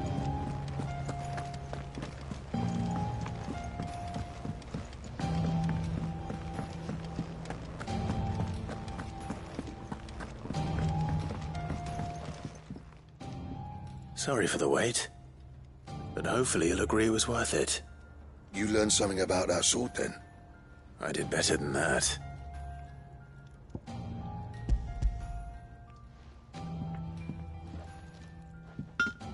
Hey, a whetstone? Yes, but not one you'll find anywhere in Valisthea.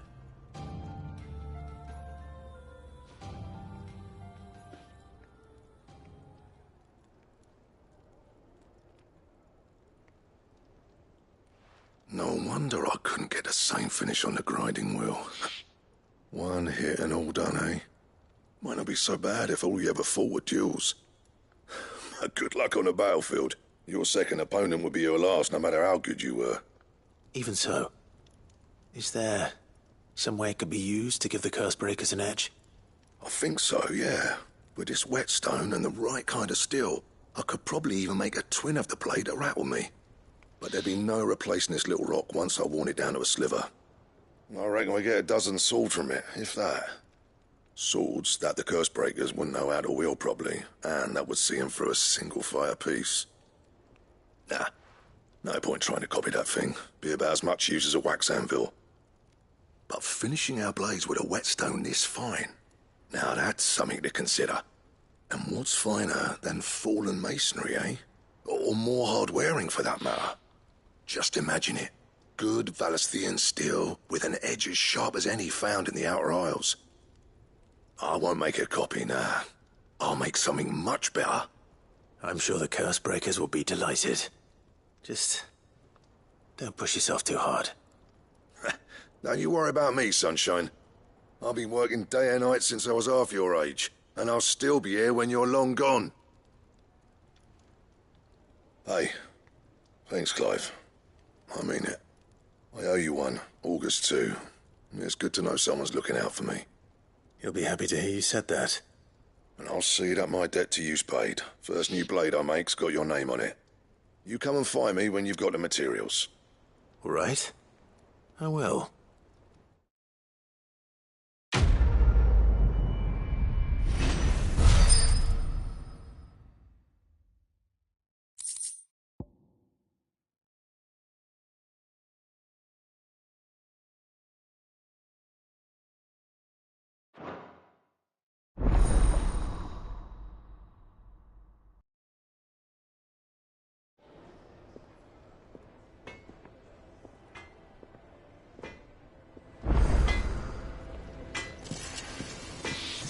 Clive.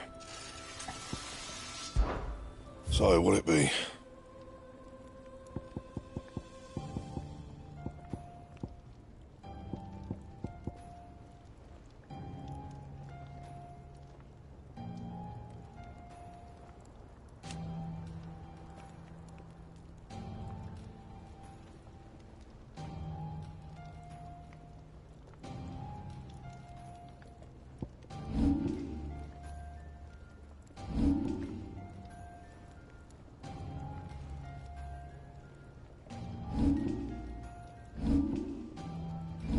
And? He cracked the crystal too? You're joking.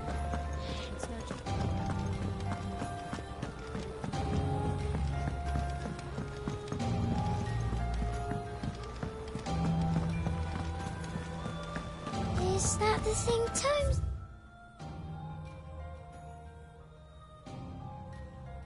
helped to build? He said it was some sort. I don't know where Sid gets the energy.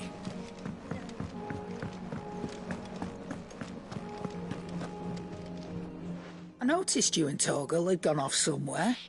Take him for a walk, did you? You could say that.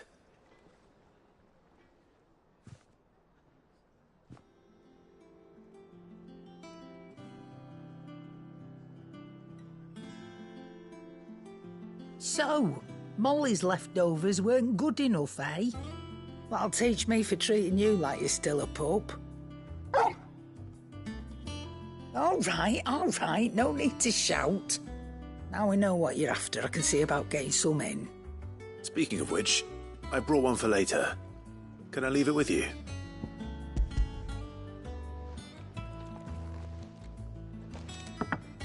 You can, aye. I'm nice like that.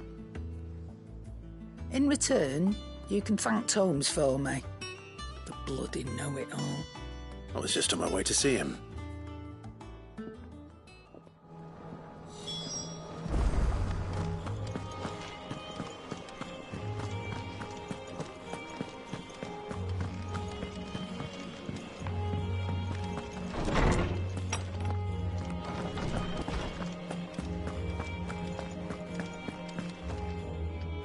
Ah, Clive. Were you able to locate your quarry? We were indeed, Lawsman. You pointed us in exactly the right direction. And Torgal's been a very happy hound ever since. Very good, very good. Lady Karen sends her thanks, by the way, for your part in solving the mystery. Ah. But that reminds me. After your last visit, I found myself pondering Torgal's talents. Do you recall our conversation concerning Lady Jill's role in Torgal's transformation? About how she somehow woke the power within him. Precisely that. A reasonable conclusion, I thought. But one which raised certain questions in my mind. You see, the Fenrir of legend served Shiva and Shiva alone. And while the powers attributed to him are certainly impressive, the records imply they are somewhat different in nature to those you described Torgal as having used. What are you suggesting? That Torgal may be the beneficiary of more than one icon's power. Consider that in addition to Lady Jill, he has served as a loyal companion to you, your brother, and even the late Cid. In short, the icons hitherto near at hand, or should I say at paw, have been diverse and plenty, and that number has only grown as the realm's dominance have fallen to your sword. One can but speculate as to how all of this has affected Torgal. He has seemed more fierce of late. And if I am not mistaken, he will grow fiercer still. We are fortunate indeed to be able to count him amongst our allies and not our adversaries. Oh, he's more than an ally. He's a friend.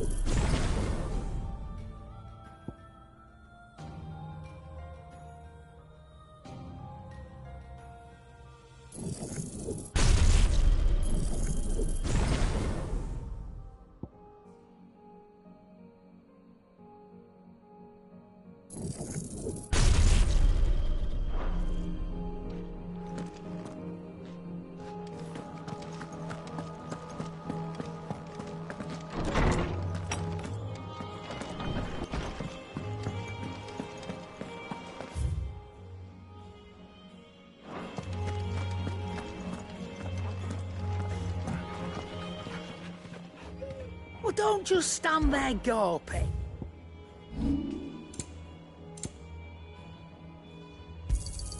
You got out else? I'll be thankful you got that much. Come again. Or don't. I'm not... Is it business? Or play? You'll not find a better price than that. You're rubbing me blind, you know.